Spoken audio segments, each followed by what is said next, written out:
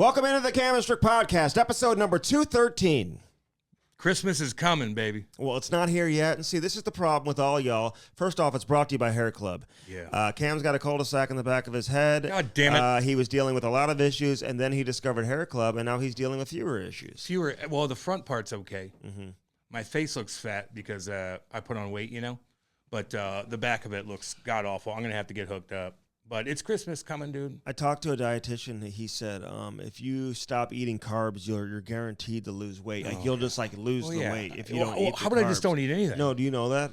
Yeah. Like if you don't eat carbs? Teach me about nutrition, Andy. I wasn't a pro athlete for 10 years. Do you know what carbs are? Yeah, I do, dude. Like what? Like bread. Well, pasta, what else?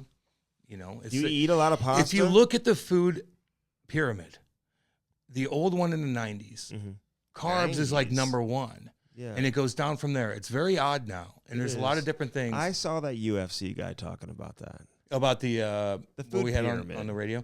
Yeah. No, I didn't know you had him on the radio. Yeah, I saw Elder. a guy do an interview, and he was talking about the food pyramid, how, they have, it's carbs first, it's bread all and all about, that. like, the agriculture business trying to promote certain people for... Or they were ignorant at the time, and they kept it in school. Well, no, and then because it means, supporting different people, which supports the country and all that type of stuff financially. Politics and everything, Andy. So they had protein as, like, the last thing. After like fruits and vegetables, when in reality, protein is probably your most important. Yeah, probably is. Which are like beans and tofu and stuff like that. Or just get a protein shake from fucking First Farm. That's what I do every morning. That's what I do too. Can you tell? No. No? But I tell you this, like I don't know when to put the Christmas stuff up, but it's fucking up, baby. It's up in the Jansen household. It looks like a Hallmark channel, except for in Hallmark channels, like everybody's beautiful. Mm-hmm. My house looks beautiful. Kate's gorgeous. Kitty cat, puppies, but I look like a goddamn mutant, so I can't be on the Hallmark channel. What's on your Christmas list for this year? Getting all new clubs, fitted, all that shit. Clubs? Yeah. Dude, stop wasting your money on golf. Andy. Andy, I'm wasting money on it. Kate and I have a lovely time on there, man. Like I love golf. You're not very good at it. Well, I'm getting better. So just like you don't need the nicest. What are you good at? Like, just tell me real quick. I mean, you're good at interviews, but what else? Like athletically, what are you good at? Athletically? Yeah. Well, probably nothing. A number of things. So like, you could chirp me all you want. Cam, basketball. I can go to my right or my left. Fuck yeah, you are. I can pull up from mid range. I can hit threes. I can take it to the rack. Yeah. If I need to. And I'm getting new clubs, dude. Fuck everything. Mine are too small. Yeah. I'm going to get all fitted. I'm going to do it at St. Albans. We're going to do our shit. And I'm going to get Kate the same thing. And I think that's a cool present. You're going to get her clubs Yeah, all too. new clubs. Fitted for her. And they get her. And so they'll take you, if it's shitty outside, they'll take you up to the simulation thing upstairs and the thing. And then you go, and they'll just fit you, man. I just want to do it right. I don't want to go through them. It's right down the road. Like, that's what I'm going to do. Yeah. And, like, we love doing it, man. We like playing golf, you know? Okay. Well, no, that sounds... I skated the other day, too, and I kicked ass. Fantastic. How was that? Fucking scored about fucking 4. Maybe I chirped on the Twitter whenever you chirped me with that bender out there. Like oh my God, skating. Who is that guy? He looked like a construction worker. And I'm like, oh my God, that guy's terrible. But that night I scored about 4, which is whatever. I got mad at my wife yesterday because... She not helping you again? No, Are you doing everything around the house? No, she's helping me. Okay. She does a lot of the stuff, actually. I know this yoga's important, but... Well, yoga's very important. You need help. She gets out of the house by 10 o'clock every morning. Fuck, see, that's discipline. Yeah. Get out by 10, that's real hardcore. Well, no, she takes the kids to school. Okay. I take Chloe to school at like 7:30. And then she takes Ty and Ivy to school. They got to be there by like 8:35, 8:40. She takes them. And that's my like prep time when she takes them after I come back from taking Chloe to school to get myself prepared for what's on the agenda that Which day. would be what? Well, it could be a game. If there's no game, could be a podcast, could be a show, could be a number of things. Okay. Like my reporting time, Cam, is very important to me. Making phone calls, sending text messages, talking to people, reading, which is also very crucial. Yeah. I'm also thinking about getting how to read. Rosetta Stone. I'm looking to learn a second language this year. I'm not going to lie to you, dude. I got to talk to all you out there real quick. Like, I love all the support messages I get, Like, I get so many, and I love it. And I always get back to all you guys. And if I don't, then I will. Like, just keep I love doing that, just so you guys know. But, God, dude, like, going through weird shit. My mom's kind of fucked up, and I'm in a weird spot. And I wake up Saturday morning, and I kind of look through the messages, and like it's always happy. Like I get up at 6. The sun's still down. I put the fire on. The boo-boo's next to me, kitty cat. The doggies are sleeping on Kate. Put the cat outside. Kitty's laying. My eyes are itching every time you bring that damn cat up. You bring the cat up, my eyes I put on NHL Network, and I just have the fire going. I make my coffee, and I can chill, and I kind of cruise through social media, and I read messages, and they're always they pump us up. I love it, Andy. And we both get chirped, here and there for funny shit. But it's like a loving chirp. But I get on Twitter, and this guy fucking rocked me. And I read it, and I'm like, on Twitter? Fuck. Or on a private message? No, it was on Twitter, but no one saw it because he added me without putting a dot there, And you can't be sensitive about. What kind of dot? Like if you can't just at if you're gonna tag somebody at the beginning part of a sentence on Twitter, it doesn't like reach the algorithm of everybody or something, right? So you have to put like a dot or something, and then you add. So I'm like, okay, but he said that. If I have to hear you brag about being from the wealthy part of St. Louis one more time, you are the most simplistic, dumb, and he kind of like didn't spell everything right. He didn't say simplistic. Yeah, I could read it. Can you just read it for us? Yeah, you want me to read it to you? I kind of like this guy, actually. Dude, it actually like. Where's he from? Because he's got to be from St. Louis. I was in the middle of telling you that I'm learning a second language, trying to decide which language I'm going to learn. Here it goes. Hey, Cam. How often per podcast do you let the listeners know you live in the wealthy part of St. Louis? Also, you're so simple and ignorant, it's comical. Big dumb Cam. Cam read book. Cam speak word. Big dumb Cam. Oh my God. No, that is so true. It's like I'm and you don't who's live the Flintstone you don't guy? Live in the wealthy part no, of St. Louis. I live there. I say the wealthy part of Franklin County. Do you know what Franklin County is? Like, look it up. Like, it's not braggadocious. That's more like a funny thing. Yeah. But no one knows that. But Cam, that was a 6 o'clock in the morning ordeal. I'm like, say Cam be dumb? Cam be dumb. Cam no read. Cam. My God, like Elmer Fudd or something. I know that's very deserving. I know that rocked me pretty good. I'm like, should I like get mad? No, I'm like, I just ignored him. I know. No. So do I? I didn't mean like to do that. Well, I just like joke about it. I'm a fucking Hoosier. Yeah. I'm a goddamn Hoosier. Okay. But all the other lovely stuff I like reading. Yeah. That one got me pretty good, Andy. I got mad at the wife because. Well, is she not helping you? No, she helps. What do you mean that you get scrambly sometimes, and I fire like you need some help. You need like hire an assistant or something. Does way more shit than I do. Well, kinda. It depends how you want to look at it. Yeah, exactly. Backpedal. You can backpedal. It's all good. You do a lot of stuff, man. It's all good. Yeah, but you work hard. But it's my personality. Yeah, I'm like I don't give people time to do shit. Yeah, because I just go do it. You know what I'm saying? Yep. You're a go-getter. I'm a go-getter. Yeah. Like you don't do enough for this podcast, really. What do you want me to do? I'm just joking. What do you want me to do? I'm kidding you. What do you want me to do? Want me to pay the bill? Like you want me to randomly call somebody and say, "Hi, I'm Cam. Can you?" No, you do that. If I do it, I look like an asshole, and it hurts our brand. Does it? Who do you want me to call? Has there ever been a time where you asked me to do something and I said no? Ever? Have I ever been late for anything? Probably. Do I not bring the heat every goddamn? Do I not bring the heat every goddamn? At Schnucks. No, I do that fashionably late because listen. Sometimes you gotta be fashionably late, and that's your setup. You gotta get there first, homeboy. Just so you know, that's how that works. So let me know what you want me to do. Okay. You're a control freak. Control it. Am I? Yes. Control the podcast. I'm not really a control freak. You kind of are. Not in like. Well, real life, you've never had to work for a team. You work for yourself your whole existence. You've always worked for yourself. You've always had to work on things for yourself to pump yourself up. So that's why it's ingrained in your soul. I've had to work within a team too. Yeah, but it's more individual. Like you have to bring your own thing. Like you're not really relying on anybody. You have to come up with your own shit, your own skits. You got to be there on time. You got to do this. You got to call people. You got. You know, so like that's why you're fucking. If I jumped in and said no, you'd be like, and then I'd be like, I just want to deal with it. In fairness, I did play sports and I've been coaching teams for so there's the team element there, Cam. Yeah, but coaching and playing ain't the same thing. Okay, coaching's an individual too. You got to do your own fucking thing as a coach, homie. No one's helping you. You do your own. You do your own video day to day. So you've always had to work individually. How stressful it would be to be a coach. I don't know if I could deal with that. I could deal with the stress of being a head coach because They make so much damn money. You pay them anyway. It depends on what you're doing. Yeah, it'd be nice to be a college fucking like Barry Trotz, a college football head coach like Hugh Freeze and bang fucking hookers. And all of a sudden, I'm with Jesus. What school Jesus is Lord, but I'm that? banging fucking hookers on the fucking company dime. Who's doing that? Oh, pretty much. Okay, but what are you talking about? What school is he? Hugh Freeze? You don't know him? Well, give me a school. I don't know. You don't even know? I thought this was up your alley, homie. Hugh Freeze? So you're telling me. I normally know the names of the Are you coaches. arguing with me with college football coaches that act like you. they're holder and now, and they go and they're banging hookers, and they're, and all of a sudden they're like, I'm here for you. And all of a sudden hockey coaches bang hookers too. Yeah, I know.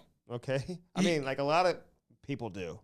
Andy, we're talking college football coaches, and you're defending these guys? No. Like, what are you talking about? They got the best gig in the world. What I'm saying is they get paid $30 million not to coach when they get fired. That's my dream. I told you to get like a big contract, and then they fire you the next day after, and then you get double guaranteed money. It's like Barry Trotz right now. He's just like chilling, hanging out. Yeah, but he's not. But you don't understand where I'm coming from with it? I do understand, but they don't make $30 million a year. I mean, obviously there's a Not handful. a year. Oh, yeah, $30 million buyout. Like you're yeah, making. I know. Come on. I know. Look at Drinkowitz. Like that dude. He's god awful. He's just this little nerd boy. He's like, I work on computers. Me. And all of a sudden, he loses all these games. Like, there's not one game. And he gets an extension for former. And for people who don't even know, he's the Mizzou coach. Tigers head coach. Sorry, dudes. I was like the only one that would like say anything and like when he bad about him. We're just like, what does he do? And the Mizzou fans would get so upset about it. People in St. Louis get and the media who are like Mizzou fans. I think the media are the Mizzou fans. That's it. There's like no Mizzou fans. I don't go anywhere. It's like, damn, how about the Mizzou Tigers? Like, I don't. What the fuck do I care about them? They're not even pro. You know, I was saying that like there's a basketball coach here in town. Like St. Louis University has a team, and like the basketball coach makes millions of dollars a year to coach this team, and he has like no pressure. None. If they're terrible, everyone just ignores you. They don't even say anything bad about you. They just ignore you. And if they win, then they all celebrate. They get blown. You. It's crazy. That's like the best gig. And you get to live in like St. Louis. He makes like whatever. Again, there's zero pressure. I know. It's a good gig, man, to be and you get treated like gold. You're the most popular guy. Shit, there's some coaches that make more money than anybody that works for the state. You know? Well, the state people who work for the state don't make shit. I know. But like, it's still like he's the most important person. Yeah. The football coach. I know. That's god awful. Turn your goddamn phone off. Well, you were late with that. No, what do you mean late with that? Can I tell you why I was mad at the wife? Point. I can't even get to it. So Chloe's scoring goals left and right in the games. No, she's good. Although I did read something that sometimes you got to let your wife, like you can't say yes every time she wants to make love to you. You have to sometimes you gotta like let her know, like, listen, you can't have it whenever you want. You gotta no. I read about this, Cam. So sometimes you gotta like, because most men, whenever the women wanna make love, okay, the men are always like, okay, yeah, no problem whatsoever. Like, give me that ass. Yeah. But sometimes you gotta like. Why would you want to do that? And what? Beat your dick off? No. Hey, listen. Sometimes I've been drinking all night and I'm sitting there like, blah, blah, and I'm like, I can't perform, and I'll be like, I'm too tired. But if I'm horny, she's like, you want to? But that's why would I say no? Why would I want to play a game with my wife? That's not the article that I read. Why would I ever want to play that with my wife? If you're horny, like sometimes, like the wife. Here's what happens.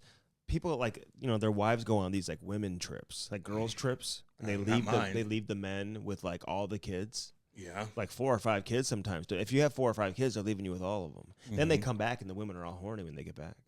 And the husband is just like completely drained, right? He just had to watch these 4 or 5 kids. He's completely drained. He's tired.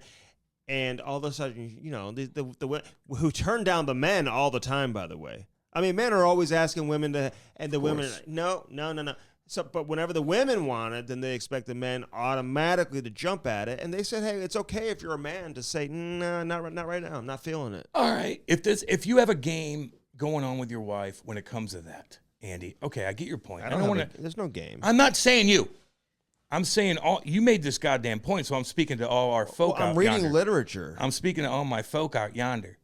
if you do have that game with your wife where she plays that, I don't went to tonight, and you're like, God damn it, and you're like, I gotta go to bed, and you're like, fuck, and then all of a sudden she wants to do it when you're not in the mood. No, I get it. Put your foot down and back. Now you know how it feels. Right. Now you know how it feels. That's what I'm talking but about. But if you guys have a pretty good relationship, and she's like, what's up? Let's get down with it. Well, get yourself in the goddamn mood.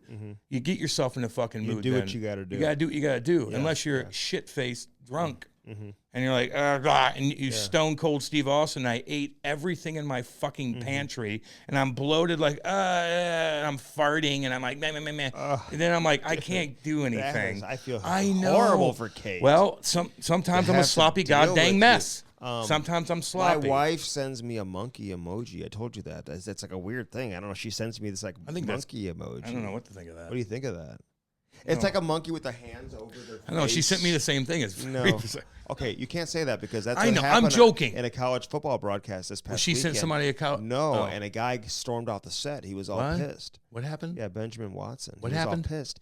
He was talking about, I guess everyone on the set was wearing like a blue suit. Yeah. And he was wearing a different color. Yeah. And they were chirping him for the color of suit that he was wearing. And he said, well, my wife texted me and she likes it. And one of the guys said, well, that's not what she texted me. Yeah. And he got pissy. Oh, what a bitch! You could tell. What a bitch boy. You could tell his facial expression that he wasn't happy. They take a break. They come back. He's not on the set. So apparently he was still pissed. Oh my God. Then he comes back on the set a little bit later, and it was like awkward. He was pissed off. Although he would have absolutely killed the little kid that he was like. Well, settle down. You're mad about that. That means you're insecure, homie. That means you're like, maybe no, she did text her. He was saying, you need to apologize to my wife publicly. Oh, that's fucking embarrassing, man.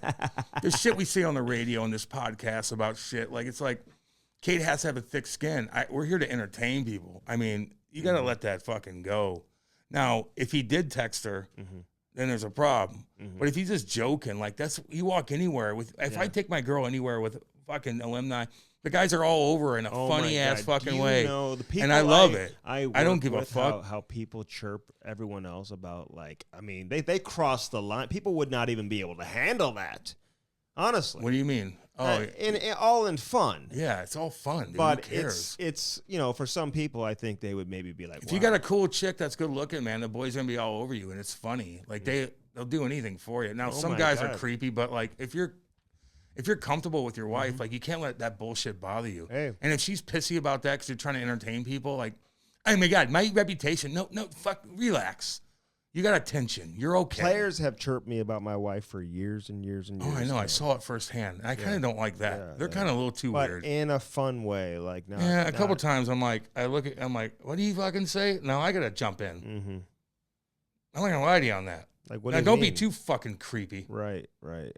Like, there's a fucking... Like, I would never do that to somebody's wife, just so everybody knows. I'm the funny guy. I'm, like, goofy, like... No, when I say, like, something funny, like, if I'm walking... Like, there's some like creepy if my dudes. wife comes to a game, and, like, we're walking out, and, like, a Hall of Fame player may come up and say, Andy, have you told your wife you don't play for the Blues yet? You know, like, joking around. Yeah, that's like cool. That, or, like, she's too good. Which has happened. Yeah. No, that's fine. Yes. But some guys get a little weirdo. Yeah, but like, some of these dudes, they can't help themselves. They would never be able to wheel my wife, dude. I'll tell you that right now. And some guys, man, they just can't help themselves with being a creep. Like, they don't know how to not be a creep. Like, they're fucking Pepe Le Pew. I hated hanging out with guys like that. They would ruin everything for everybody because you're a fuck weirdo. And they're unhappy in their relationship, too. Yeah, it's like, well, why'd you do that then? Right. Then get a fucking divorce. I know. You know? You think anyone should just live unhappy? Hell no. Even for the kids, no. Not gonna lie to you. Don't be unhappy. Nope. If you're, in my opinion, if you have to get a divorce, then fucking get one and settle yourself because you're gonna do something stupid. And you're like, well, I'm doing it for the kids, but I hate my wife. Well, fuck you, you pussy. Get out of that and have a system down. This is where you have to be tough then. Then you have to have a system down where you have to see your kids and you have a relationship with your ex-wife. You think it's bad to, like, stay in a relationship I do. For the kids? Yes, I do. If you hate your wife, 100%. They're going to see right through that. You're going to be miserable all the time. You're going to not help but chirp each other. That would suck, dude. I'm telling you. I'll tell you this. If you're in a relationship where you hate your wife, that sucks, that dude. would suck. That happens, Andy. I can't relate to that. You could throw a rock and hit somebody outside. It's in that situation. What do you mean? What do you mean? What do I mean? Throwing a rock at who? No, I'm just saying, like, if you look out the window, like, there's probably like 1 in 5 people. Yeah. I would say. Okay, so here's what my wife did to piss me off. Can I tell the damn story? She go on a trip with some of the hockey guys? No. But, there's sportsmanship at some of these youth hockey or youth sporting events. Yeah. She has no idea what's going on. That's one hard thing. You got to keep her in line, homie. She just doesn't know what's happening during the game, what's going on. Everything's great. She just has no idea what's going on, which is great. I have no issue with that. Like, she's not, Well, as long as she my wife's not wearing football jerseys and sitting around at the house watching football. She's not doing that. Mine. Okay? It's Hallmark Channel. Some people out there, your wife does that, and it's all good. It's all good. She probably, some of you out there, your wife probably has a fantasy football team. And there's a lot of women that listen that are hardcore fans, just so we know. There are. Yeah. And so it's just, my wife's not doing that. She does yoga and does other things that kind of like are her hobbies. And that's totally fine, just like my girl. 1,000%, yep. dude. So what'd she do? Well, Chloe's soccer team dominating the other team. Chloe had 5 goals in the game. Could have had probably 10 in reality, like passing the ball and whatever, because it's just when the score gets to a certain number, Chloe scores her 4th goal, her 5th goal, and it's like 8-0 at this time. She's cheering so damn loud. And I'm like, you can't do that. You got to stop cheering. Like, I don't want a parent on the other team when they're blowing us out rubbing it in our face and cheering so loud, But she does it in the most innocent way. She doesn't even know. Okay, then. She has no idea. So she gets mad at me because I'm like, Laura, you got to stop cheering. Calm down. You got to stop cheering. Hey, calm down a little bit. Yeah, it's a blowout. Calm down. It's like not even close. Like you just. Oh, do you grab her arm back? Hey, calm down. I'm like, you just got to stop doing that. Like stop cheering so loud. Everybody's looking at you. Don't you ever notice like when you're up like 6-7-0 in the third period, you stop raising your stick and celebrating? Yeah, just like the Blues did the other day. There's a reason why. Yeah, he didn't go down the bench. No, he went to the. There's a reason why the coach will put out his 4th line on the power play with 2 minutes to go in a game when you're up 7-0. Not if you're in college football, but go ahead. So it's just like, so she just could not understand what I was what's she telling saying? her. She was What? Give me an example. just screaming. Like what? Celebrating. Wow, good job, Chloe. Yeah. Wow, you got him. You got. Oh. Okay. Oh yeah. Okay.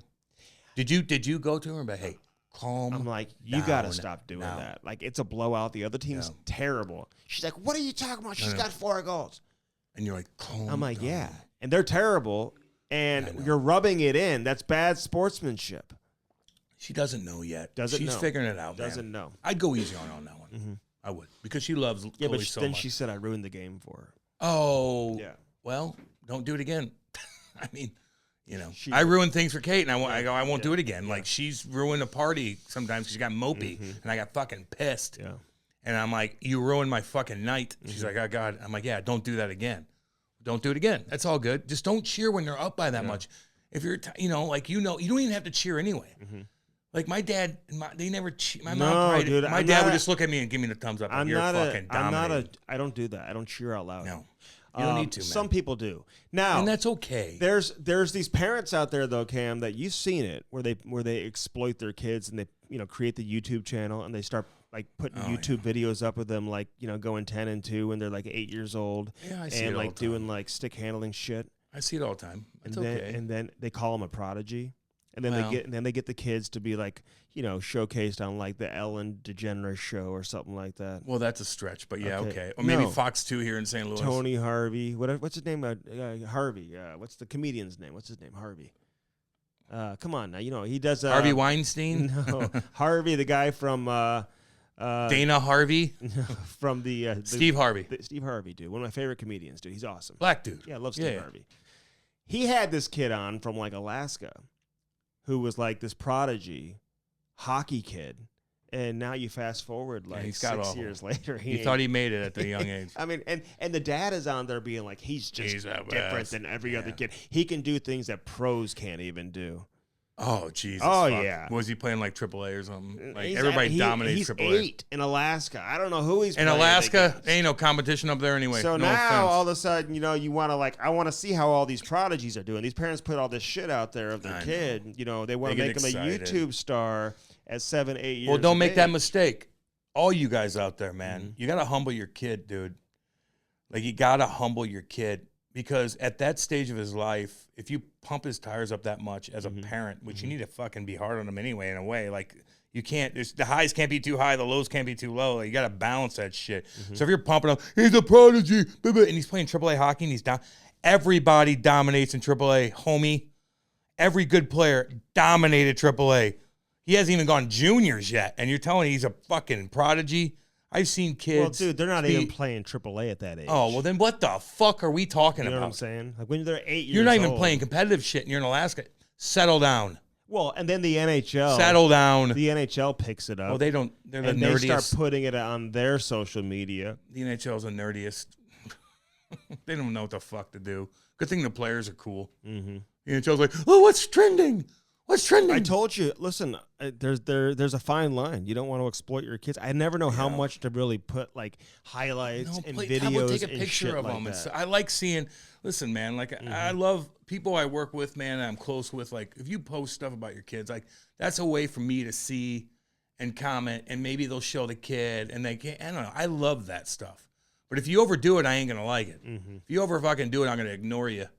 And then maybe chirp you on the radio a little bit, and I won't say your name. But it's like, you know, there's a balance to everything. Not too high, not too low. Tell Lori she needs to calm down a little bit. It's all good. She didn't know. She's just celebrating. I know, because she loves Chloe so much. And she's been through a tough time with little Ivy. And she probably wants to be excited. And I get that, man. But you got to put your foot down. You know more about that shit than she does. Yeah. So you got to discipline her, Andy. Okay, get the switch from the fucking yard and let know. But you know how it is, man. Danny and Tomlinson switch? Or is it LaDainian? No, Adrian Peterson. Go and get the switch, boy. Get that switch. I'm going to beat you with it. I think they pressed charges against his ass. I don't know if he ever... he had that slick attorney from Houston, that guy with like the silver hair. Yeah. He represents all the celebrities. Gets them off. Was there a video of that? No. No, of course. That's why he's still doing his thing. Hell no. Ray Rice didn't get... He got... Ray Rice, man. Hey, there's a video. You're dunzo. You're fucking dunzo, baby. You're in the elevator, you're going to get rocked. Hey, that's the one thing. The video's undefeated, dude. No shit. You're not overcoming video. I know.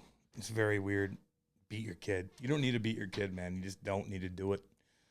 You know, that means you have no control. If you have to beat your kid, that means you have no fucking control.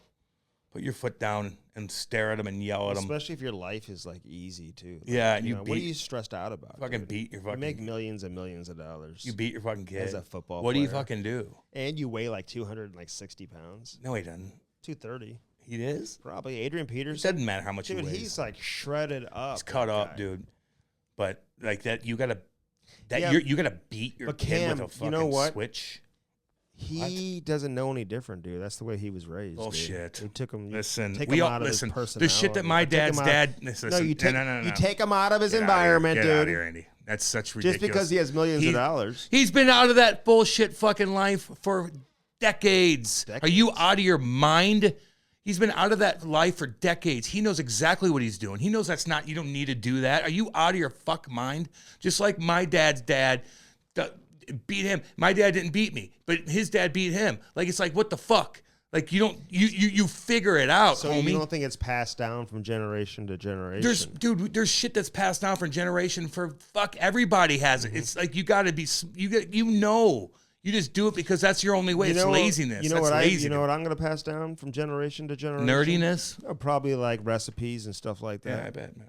Thanksgiving breakfast, dude. Do you go all in? Because, listen, can I just tell you this? I don't eat till noon, Yeah. Can I eat before noon on Thanksgiving? Like, all diets the window, you think? It's not a diet. It's just, it's a lifestyle. Andy, I just... Is everything out the window on Thanksgiving? Would you have a big breakfast? Andy, have a big breakfast no matter what. You do? Yeah, dude. I don't give a shit. I have a big... I can't do a What's a Thanksgiving breakfast for you? Well, this year's going to be kind of funky, but... I don't know. It's more of a brunch, Andy, to be honest with you. Probably Bloody Marys. I like start drinking early, and I don't want to eat anything. If I'm hungry, I drink a Bloody Mary. Mm-hmm. But we don't have breakfast. We have brunch. Mm-hmm. Can I tell a secret real quick? Sure, I think it was Mother's Day. I had the fire going on outside, and I started drinking Bloody Marys in the morning, dude. I went upstairs and I threw up in the bathroom, dude. I was like, "Oh, you're a lightweight." I know. Jesus. I was like, my wife doesn't even know that. No one even knew. I was like, geez, I had a couple bloodies in the morning. Mary's got you. It was the cigar, I think. early morning cigar combined with the that? bloodies. Because I was just chilling out in the backyard. What are you, Arnold? Like, get out of here. I love my cigars, dude. You know that. I know you do. Yeah. I hooked you up with the ones that old boy gave me. You did. I appreciate that. I don't like cigars. It's like when I get seltzer drunk, dude. Like, it's like you know, I got seltzer drunk at the Schnucks last week too. High school kid drinking at a party. Andy looks at a seltzer. He's fucking wasted. Good God. You puked in the morning? Jesus. I know. Can you believe that? Yeah. I used to, when I was in high school, I could not drink without throwing up. Always. Yeah. And so, I know a lot of girls that couldn't do that. So I stopped. It was the sugar. Like if you like, you know, like a high school drink that people drink like vodka and orange juice or something like that back in the day. The sugar from the juice is what gives you hangovers and what makes you sick. Yeah. Yeah, Andy. Yeah, you were pretty tough back then. Or if you smoke a dart or something when you're drinking. I was stealing my dad's beer when I was 13 for sure. And then I would steal my neighbor's cigarettes. And so, yeah, I put all that together. You were stealing? Yeah, my neighbor would come over and I'd be like, your parents gone? And we go and they have cartons of Merit lights. And I used to take their cigarettes. And then my dad used to drink Busch beer. And it wasn't Busch Light, it was Busch. Head for the mountains. And I'd take his beer. And he knew I did, you know. But I didn't have to leave anywhere. Like, we just do it at our house. So you're just crushing beers? Kind of. When you were like 10 years old? Yeah. It's like, yeah, I would, not 10. But like later on, like, I mean, dude, you act like everyone did that.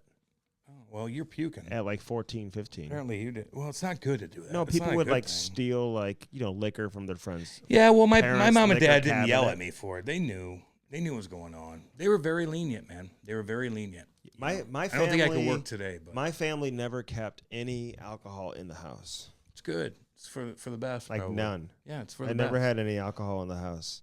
I mean, my parents were gone all the time. We're out in the middle of the woods, man. They're gone all day. Where are they freed them. They're working. My dad was slinging tar and waterproofing house, and my mom was working at Clayton Prison as a nurse. And I was home all day in the middle of the woods. And my buddies would come over, and we'd just fucking explore the house. What's in there? Let's see. I'm going to try that. Blah, blah, blah. Let's go look in the woods. Let's go find that abandoned house and look through it. And let's do this. Let's take the car, that old piece of shit Oldsmobile that the grandma died and gave us. Okay, let's drive that around the subdivision. Dude, my parents don't care. I had a buddy who he would drive his dad's car over to the house at like 14. He'd park it down the street. So like my mom would know. He would just like steal the car all the time, dude. It was different back then, man. That was the 90s, dude. And I'd be like, dude, you can't just be driving. Like, so I went in the car with him once or twice, just nervous as shit. I was like, so nervous. Hey, can I say something? Yoink. I'll tell you this right now. I never get into a car if it's somebody trying to show off and drive fast. Oh my God. I've had friends like that, dude. Andy, don't you fuck with me on that. I don't care about how fast your car is. I don't give a fuck. Don't text and drive when I'm with you. Don't act like, oh, let's check this out. So you don't like it when they put you in danger and you're nervous. I'll be like, let me out. Yeah. Let me out of the car. I'll walk home. I told you about the dude that used to drive the wrong way on the highway with his lights off. Well, who are you hanging out with when you're growing up? Like, you have the weirdest He used to have a motorcycle too, and he would stand on top of the motorcycle's like seat while it was going. Like he was like a daredevil before there was daredevils. But I remember I was in Nottingham and my cousin had a Corvette because I had a Corvette. My cousin got a Corvette. Those are Hoosier ass. They're a cool car. Race cars, by the way. I don't like any fast car anymore. I like the new Corvette. They actually look nice. I'm just not into fast car. I like fast boats more than anything. But like my cousin got one, and I'm in Nottingham, and he let one of our buddies out there that's obsessed with cars, always had fast cars, the kind of guy that I don't want to get in the car with because he drives so fucking fast. He goes, let me drive your car. And my cousin's like, okay. They went down Highway 44. Crashed it? He crashed it and almost killed my cousin. No way. My cousin, I hear Was your cousin in the car? Yep. I hear it. I get calls from everybody. And I was so fucking pissed at this kid. What'd you do? Man, how bad was he hurt? He almost got it, dude. He was okay, but it rocked him, you know. And I was so pissed at him. So he was being an idiot when he was driving? Fucking flying 100 miles an hour down 44, and it slipped out, and he fucking tumbled it. What slipped out? His ass end slipped out, Andy. When you drive a fast car, your ass end slips out of you, dude. Really? Yes, it does. Really? When you have rear-wheel drive. It slips because out? you have rear-wheel drive. Was it wet He's got outside? 600 horsepower in the back of that thing, juiced up, and he fucking gunned it, and it slipped out of him. Well, and he shouldn't do that. If it's like a Porsche or something like that, it should not do that. So anyway. The Corvette, that's why you don't buy the Corvette, Cam. Any rear-wheel drive does that, Andy. Was it wet outside? I don't know. It doesn't matter sometimes. Okay. So he flipped it, and I heard about it, and I just, I wanted to kill the motherfucker because I just I knew him, and I knew exactly what he did. Like I could visualize. I had friends like that. I wanted that. to fucking kill him. Although he already passed away anyway. So he did? Good. Yeah. Oh my God! From what? It doesn't matter. Do you know? I'm not going to say who it is, but there's a NHL player here in town who drives a Lamborghini. Cool. And I see him like cruising down the highway. Going a little bit fast. It ain't my style. I like fast boats, man. I like comfy cars. That's that are a cool. waste of money. This is a fucking waste. And you get it nicked up, Andy. You're an inch off the ground. It's a waste Anytime you're on the highway, somebody kicks up some kind of fucking rock. Could you imagine just spending all your money on like a boat?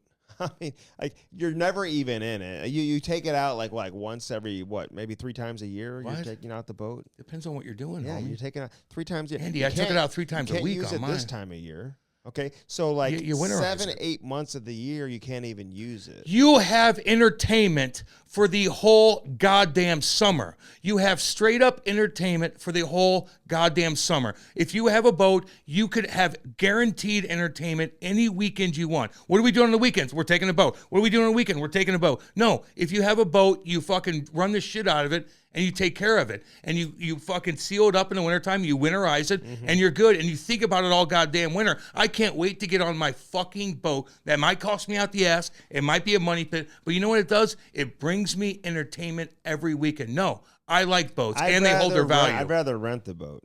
And have somebody drive the boat. Yeah, because you're nerdy, man. You don't know shit, dude. I mean, and I save money. You have some fucking 18-year-old guy like cuckold you the whole time. What does that mean? Nothing. What is it called? Nothing, dude. No, what did you call it? Nothing. What does that mean? Just means he's fucking creeping your girl out while he's like running your show. People will do that. Remember like that guy in Nashville who started eating off our plate? Yeah, you get that a lot, man. You get that a lot, dude. It's all good. You got to put your foot down. It's all good, homie. Yeah.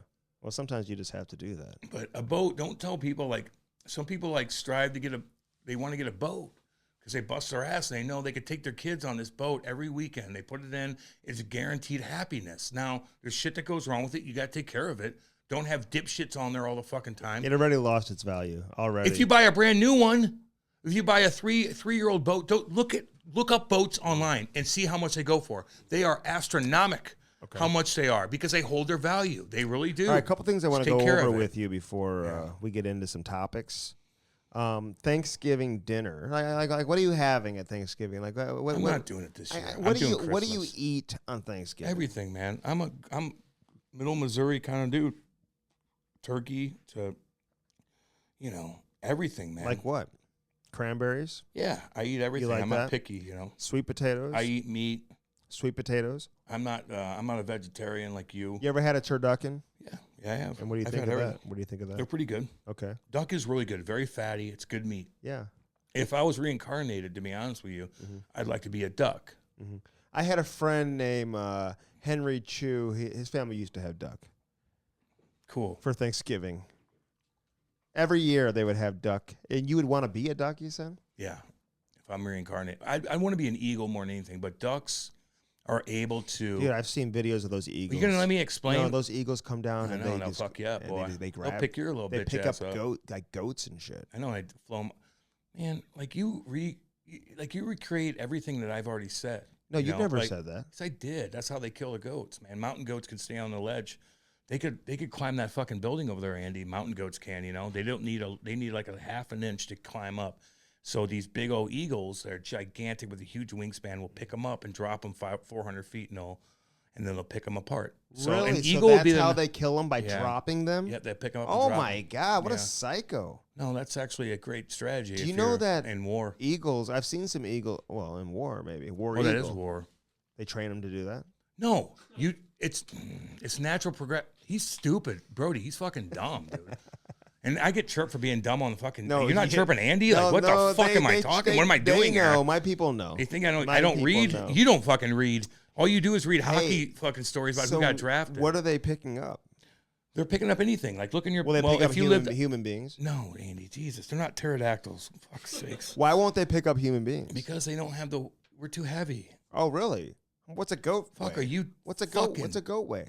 I'd say about 60 pounds. Because I'm surprised. Depends on what it is. Actually, I've heard this. They will pick up dogs. Fuck yeah. They'll pick your goddamn dog up. They'll pick a dog up. Fuck yeah. Because I got eagles out, like, where I live a little bit. Like, I'll see... Yeah, I do. I've seen the eagle out there. Yeah, right, dude. I've seen I'm right by the river. I'm right by the good old Missouri. Big muddy, dude. Dude, I've seen the eagles, and I worry about sometimes little Blay, sometimes if he's going to pick him up. They'll fuck Blay, right? And not to mention their fucking talons, dude. They'll cut your fucking neck open so fast. Oh, my God. Those sharp-ass nails? Yeah, they'll cut you open, homie.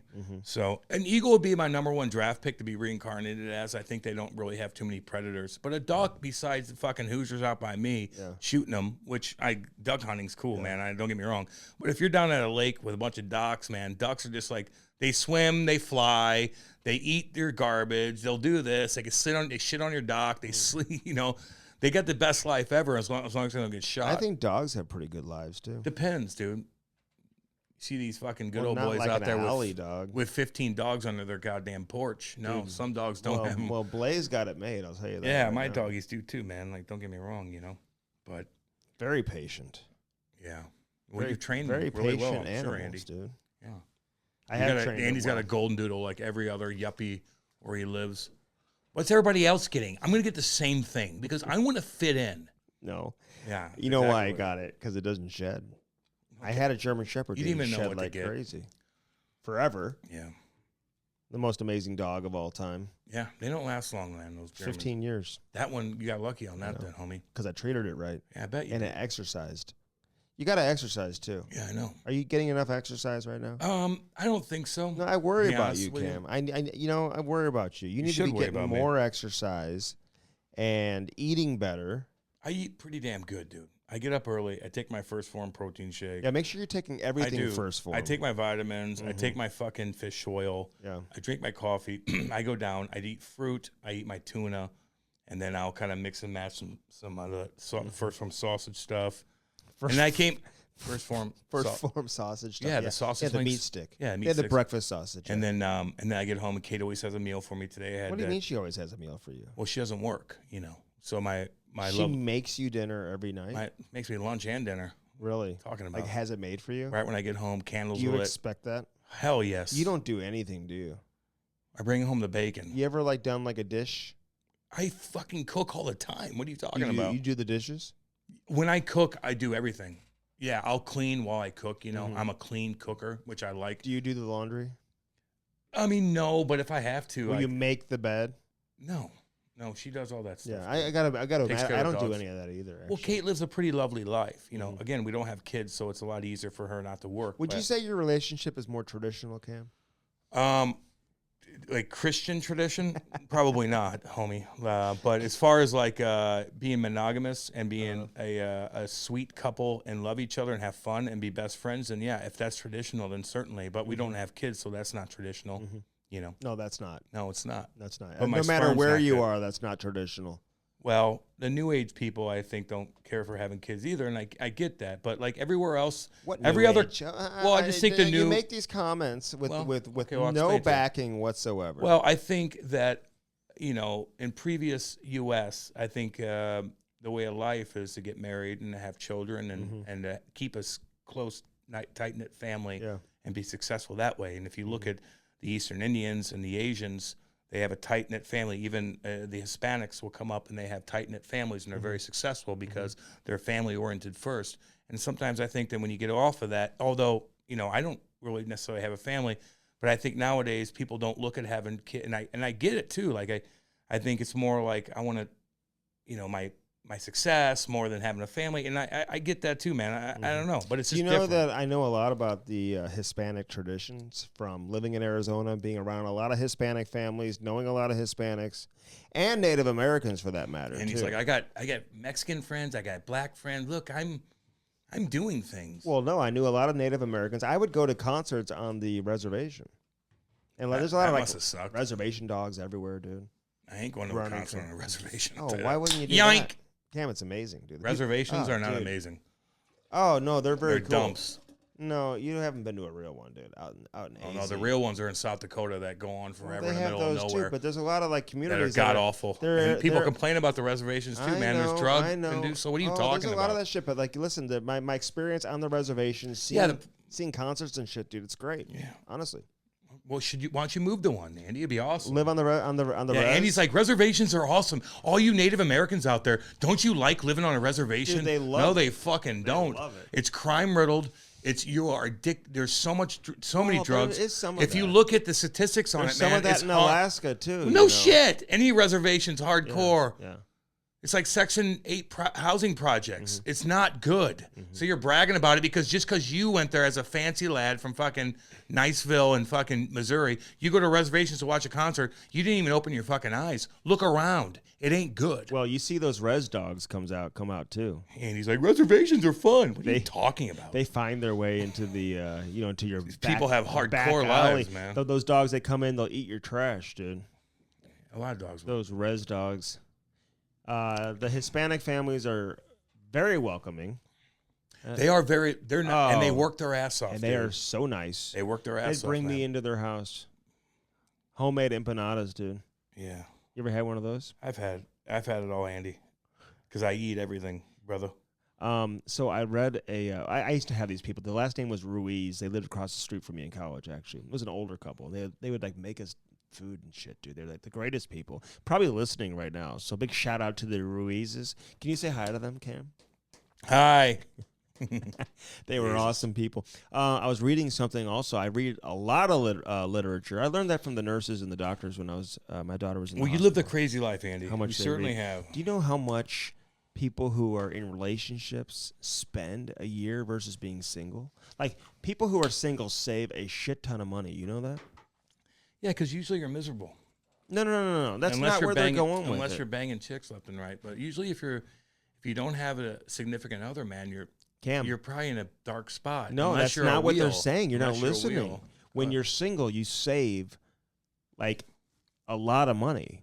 Well, yeah, hanging out with chicks and trying to wheel them costs you coin, dude. But then you're wheeling a chick. At least you can go home to a fucking broad, you know. When you're single, you save money, not when you're in a relationship. So if you're in a relationship, you're spending a lot more money than you would spend if you were single. Who the fuck doesn't know that? But is it worth spending more money to be with somebody that loves you unconditionally or you could have fun with?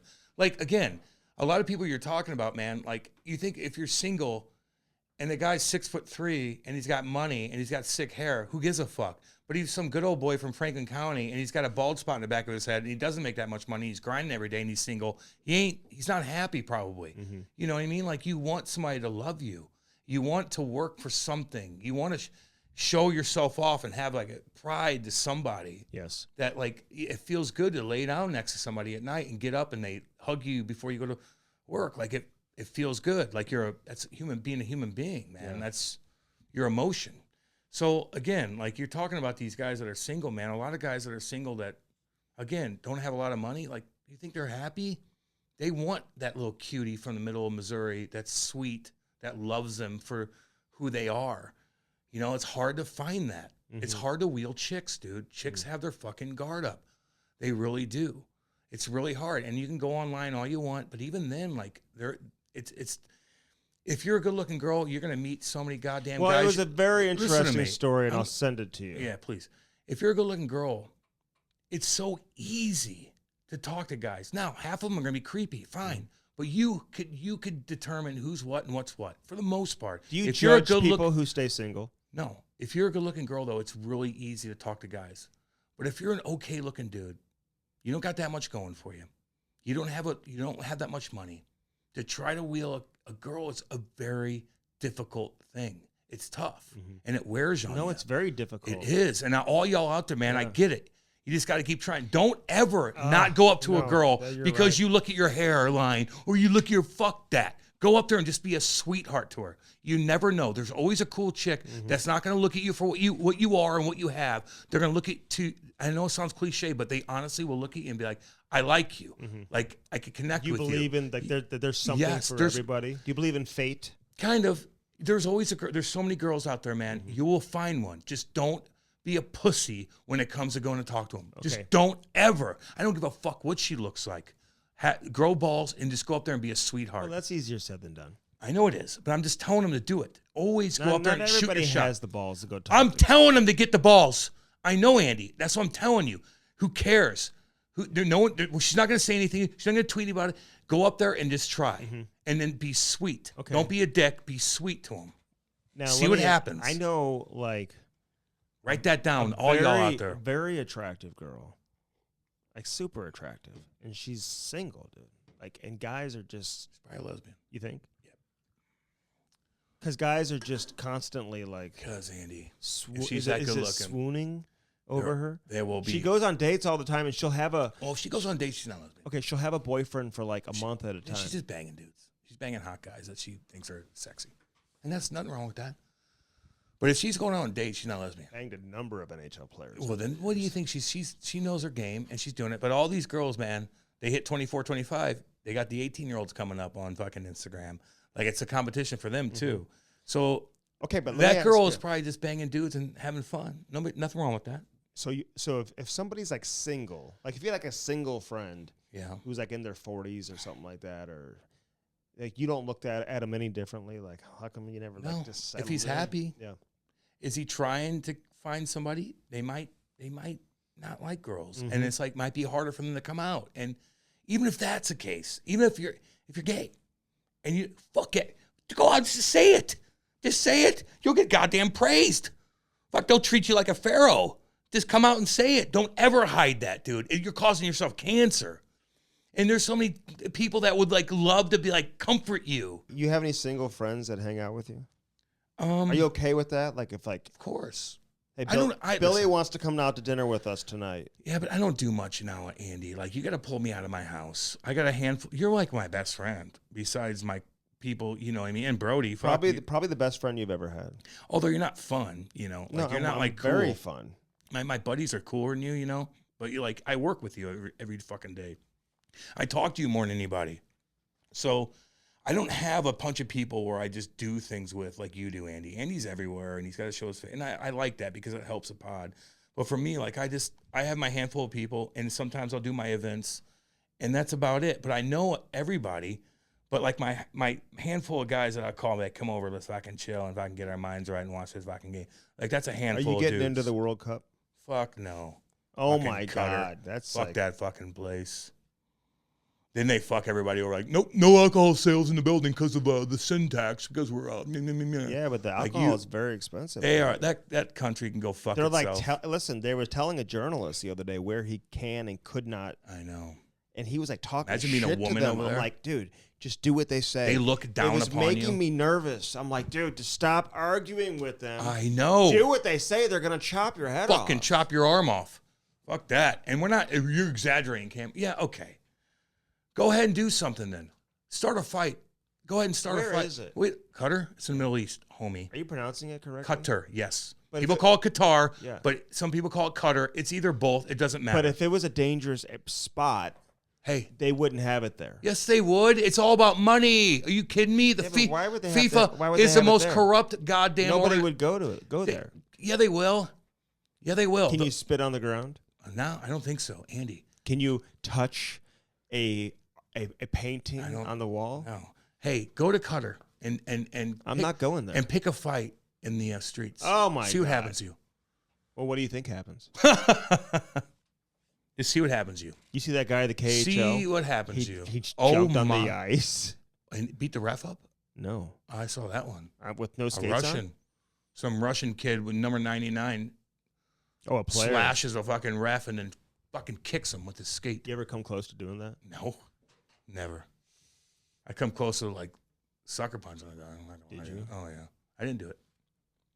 You never I didn't need to because I knew I was going to catch you with a hit, and I'll get you that way. Mm-hmm. No one really pissed me off that much, man. No one really chirped me that much, to be honest with you. Well, I was nice. You just didn't hear it.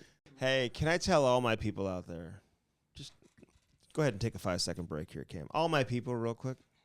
From Alberta, eating that Alberta beef, and Saskatchewan. If Cam's doing something that's really crossing the line or bothering you, just send me a message. It's all good, man. I like Cam, when people chirp. Cam, come back in. I like when people chirp me like, like serious, like not serious stuff, but like funny stuff like that. Like, I'll take whatever, you know.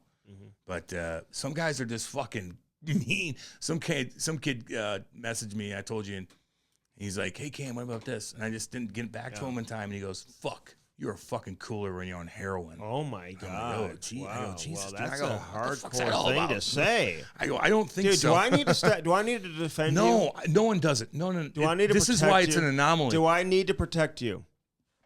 No, God, no. No one's gonna listen to you anyway. But the point is, like, it doesn't. But sometimes it's like, God damn, motherfucker, Jesus. Hey, you know like, what are you doing at 2:30 in the morning? You know, why would you even I would think that fight way? somebody if I needed to, if they were bothering, if they were doing something to put you in danger. Well, don't worry about me. You need to worry about your family, homie. Jesus, worry about me.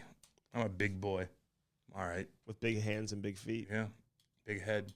A big head. A bald spot in that head, actually. Yeah, I know, Andy. You don't have to keep repeating that. All right, the Buffalo Sabres, by the way, have come back to earth. Ever since, you know what happened? Jack came in there and spanked him a little bit. When he put the gas face on their ass. Okay. And now what's happened to Buffalo ever since then, man? They have not recovered. Then they got rocked by that fucking snowstorm, although it missed them a little bit. Yeah, but let me just say this. My whole family's from Buffalo, just so you know. We know. My experience going to football games as a kid was in Buffalo. My whole family was devastated by them losing 4 consecutive Super Bowls, Cam. Uncle, season ticket holder, my grandfather, rest in peace, the man, Joseph. He was a season ticket holder forever. He used to take me to games, man. My grandmother would make the chili and all the stuff, man. We'd tailgate. You want to have a football NFL experience, dude, you go to Buffalo. Miserable. Incredible. Fuck that. But the football team, I don't watch cold. They're not even, like, playing games there. They're moving to Detroit, which is fine, man. I get it. You know, like, whatever, safety and all that. 6 feet of snow. Yeah, but the hockey team, so they've been out of town, so I assume everything's going to be good to go. Their next home game is on Wednesday against St. Louis.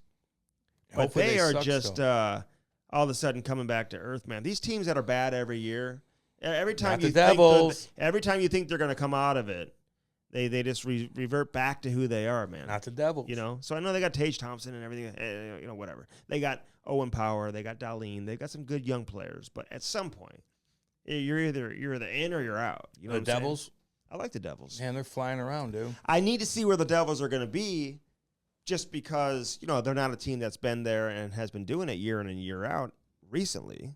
They once were. They look pretty good. But with this particular group, they haven't, and they look fantastic. They look good, and they're not very big. They just fly around. No, they're fun to watch. I don't know if they're going to be great in the playoffs, but this is a good start for them. And all my people out yonder in Jersey, we love all y'all out there. You guys deserve this. You've been going through kind of like a shit. No, they're fun to watch, man. I like it, you know.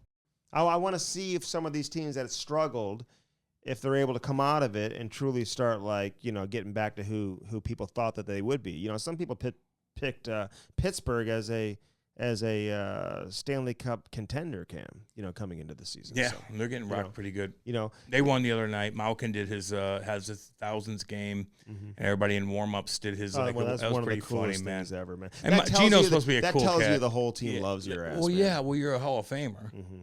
Like, you do that for your Hall of Famer kind of dude. He's got 1,000 games.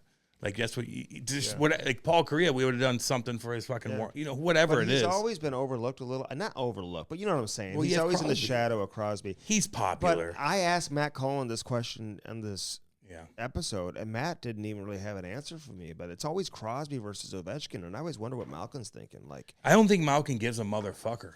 Like, I think he's just like, fuck everything. I do my thing. Yeah, but not like that he's jealous. I mean, like. But is it like, hey, you know what? I want to go toe-to-toe with the fellow Russian, though, too, man. Yeah, no, I know. You know what I'm saying? You're not. That was where I was going. I just think that I think Malkin looks at, like, I'm in a pretty goddamn good spot. I'm gonna make $100 million, and I'm gonna be a Hall of Famer, and I'm with the Hall of Famer, one of the best ever to do it.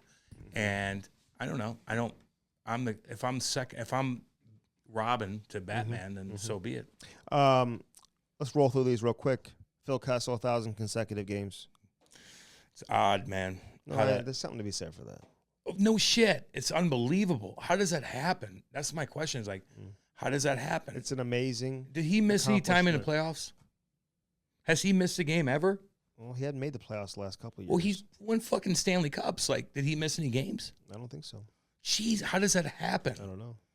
It's because he missed that one game when his daughter was born. The streak should have ended then. I know. You're right, Andy, on that. I mean, he takes you can't, like. He takes a plane. Tamper the thing. He plays one shift and then gets off the ice. No, you missed it. I got an asterisk on this thing. I'm putting an asterisk on there. I mean, I love Phil the Thrill, and everyone loves him because of the hot dogs, and everyone gets excited about Phil. Well, it's still not like a good thing to see. He's like this character. Yeah. You know, it's like he's a character who isn't like even very funny when he does interviews and stuff like that. He's like, you know, he's he could uncomfortable. Dunk. He could dunk, though. Great athlete. He doesn't look like an athlete, but he must be very agile and very durable. He was a phenom coming into his draft year.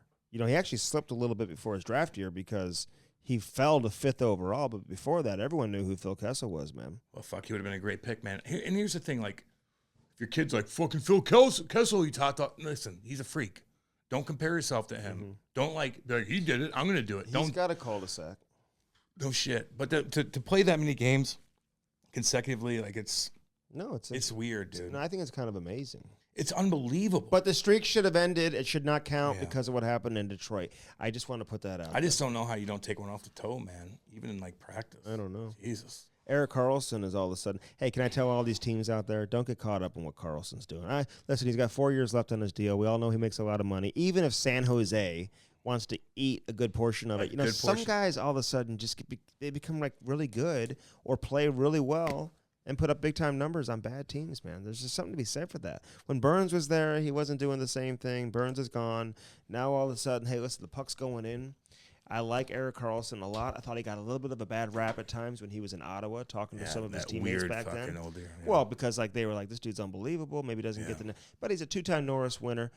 I'm not taking my chances of bringing him into my dressing room, man, paying him all that money for 4 more years. He hadn't been very good the last couple of years, and now he's been good for about 15, 20 games, man. I'm not just one shift. I just can't do it. Can't do it. But guy, when he's on the ice, man, he's the best player. If he had 1 or 2 years left on the deal, how old is he again? No problem. 32 maybe. Okay, but like when he's on the ice and he's on, dude, he has the puck the whole game. He's damn good, dude. So it's like I've always loved it. You know, if they keep $6 million of that, people were like critical of his game back when he was winning Norris trophies, being like, "Oh, he never skates backwards. He doesn't defend." He's pretty good. He's got the puck the whole time, dude. Even when the Blues beat him the other day, like he had the puck the whole fucking that Achilles injury, man, did him in good. Dude, Achilles will fuck you up, man. Yeah. Look, if you get an Achilles injury, dude, like you're rocked for 14 months. Huberdeau. Huberdeau, third liner? I guess, man. Listen, I truly believe Calgary will find their way out of this because they have so many good players. Yeah. But people don't want to believe me when I say it, man. Like, there's something to be said for it. When you have a major disconnection between players and coach, and the players don't like the coach, I'm not saying, and I'm not letting them off the hook, okay? Because I don't really get into that. Just go play hockey. It shouldn't always be about whether you like the coach or not. But they really don't like him. No one wants to say it. And I think if there's one thing that's going to hold this team back and prevent this team from reaching their expectation, I truly believe it's that. Well, what do you do in L.A.? Well, what do you do in L.A.? Well, they got rid of it. They locked him out of the dressing room. They were so good that they were able to overcome it and stuff like that. But it got to a point. Who did we talk to about it? Penner? Mike Richards, I think. Yeah, Mikey Richards. Yeah, you're right. So they won in spite, kind of like Mike Keenan in '94 with the Rangers. And, you know, you're right. He took over. But he did twice. He took over the year they won their first cup in season. Okay. You know? And so. But I don't know. It's hard to be like, well, the players didn't. Well, he still did it. And I know that you got the Canada-U.S. thing, but, hey, he's the head coach and 2 100-point players left. I know. You know what I'm saying? That's a big deal. Totally. They didn't just leave only because. Can we get him on? Only because it's Canada. Can we get him on? I'm sure that was a big part of it. Daryl. Fucking Daryl dang. Goddamn Daryl again. I like Daryl, man. I find him entertaining and all that. He's a sutter. I love the sutters. That's he's the kind of guy that'll walk past you and not say hi to you. Oh, for sure. I know. I don't like that when I'm a player. But all I'm saying is, He gets the extensions, the ownership loves him and whatever, but if they don't reach expectations, he will be the reason why. Okay. That's fair, Andy. Okay. 100%. And Mackenzie Weegar getting a 7-year deal watching. That's a joke. Desperate mode. I mean, 7-year puck deal. I mean, geez. I didn't even know that that's much like panic mode. Like yeah. we got to give everybody money because we lost these guys. Damn. Yeah. I hear you. So the Flames fans won't like that. I apologize. I'm rooting for the Flames, man. I hope they do. Hey, make the playoffs and I'm not gonna lie to you. Like, do well. skating around in warm-ups with no bucket on was like my fucking jam, you know, especially playing at home. Seeing the girls, my buddies, your family members, you're fucking trolling around. I had my locks going, you know, gel on the fucking hair, trolling my stick, got my fucking jersey tucked in, got my style going. Would you go without a bucket right now? Hell yeah. But now they're going to implement that and grandfather it in. And I get why, because it's goofy not to have a helmet on no matter what you're on. But in the OHL, no more visors? I don't know. I guess, I've heard I guess that makes sense. I don't know. But you're going to have to figure it out. They're going to have like the 3/4. Oh, Jesus. Like a fucking, not a half shield, but the 3/4 shield. No, like a welding mask. Yeah. Like the psychos that wore the welding masks and 4 masks on during COVID, you know, like that kind of mask. Or wear the cage. I don't know. They wear the cage, and they're already trying to get rid of fighting anyway. Like they're suspending players if you have a certain number of fights in junior. So they wear the full cage in college hockey. It is what it is. And you got 23, 24. I already lived it up. Full cage. I lived it up without it. If they want to have them wear a full cage, I don't give a fuck. I don't care, man. If it means somebody doesn't suffer an injury to prevent them from ever having a long professional career, then so be fine. I get that. It's just easier to see, homie. You know, I was talking to Ryan O'Reilly about that this morning. Not about that specifically, but there's only a handful of guys that don't wear a shield or a visor in the NHL right now anyway. Well, they're grandfathered in. Right. So there's like, how many guys are left? 15, maybe 20? No, I know. It's just changing. You know? I get it, man. It's all good. I just remember, like, that was just a fun, cool thing. Oh, yeah, but you look at every team around the league. Okay, they're all wearing visors. Like, I just like to troll around with no helmet on and wink at the girls. I get that. Yeah. I get that. Remember you used to do that when... I did. No, you didn't.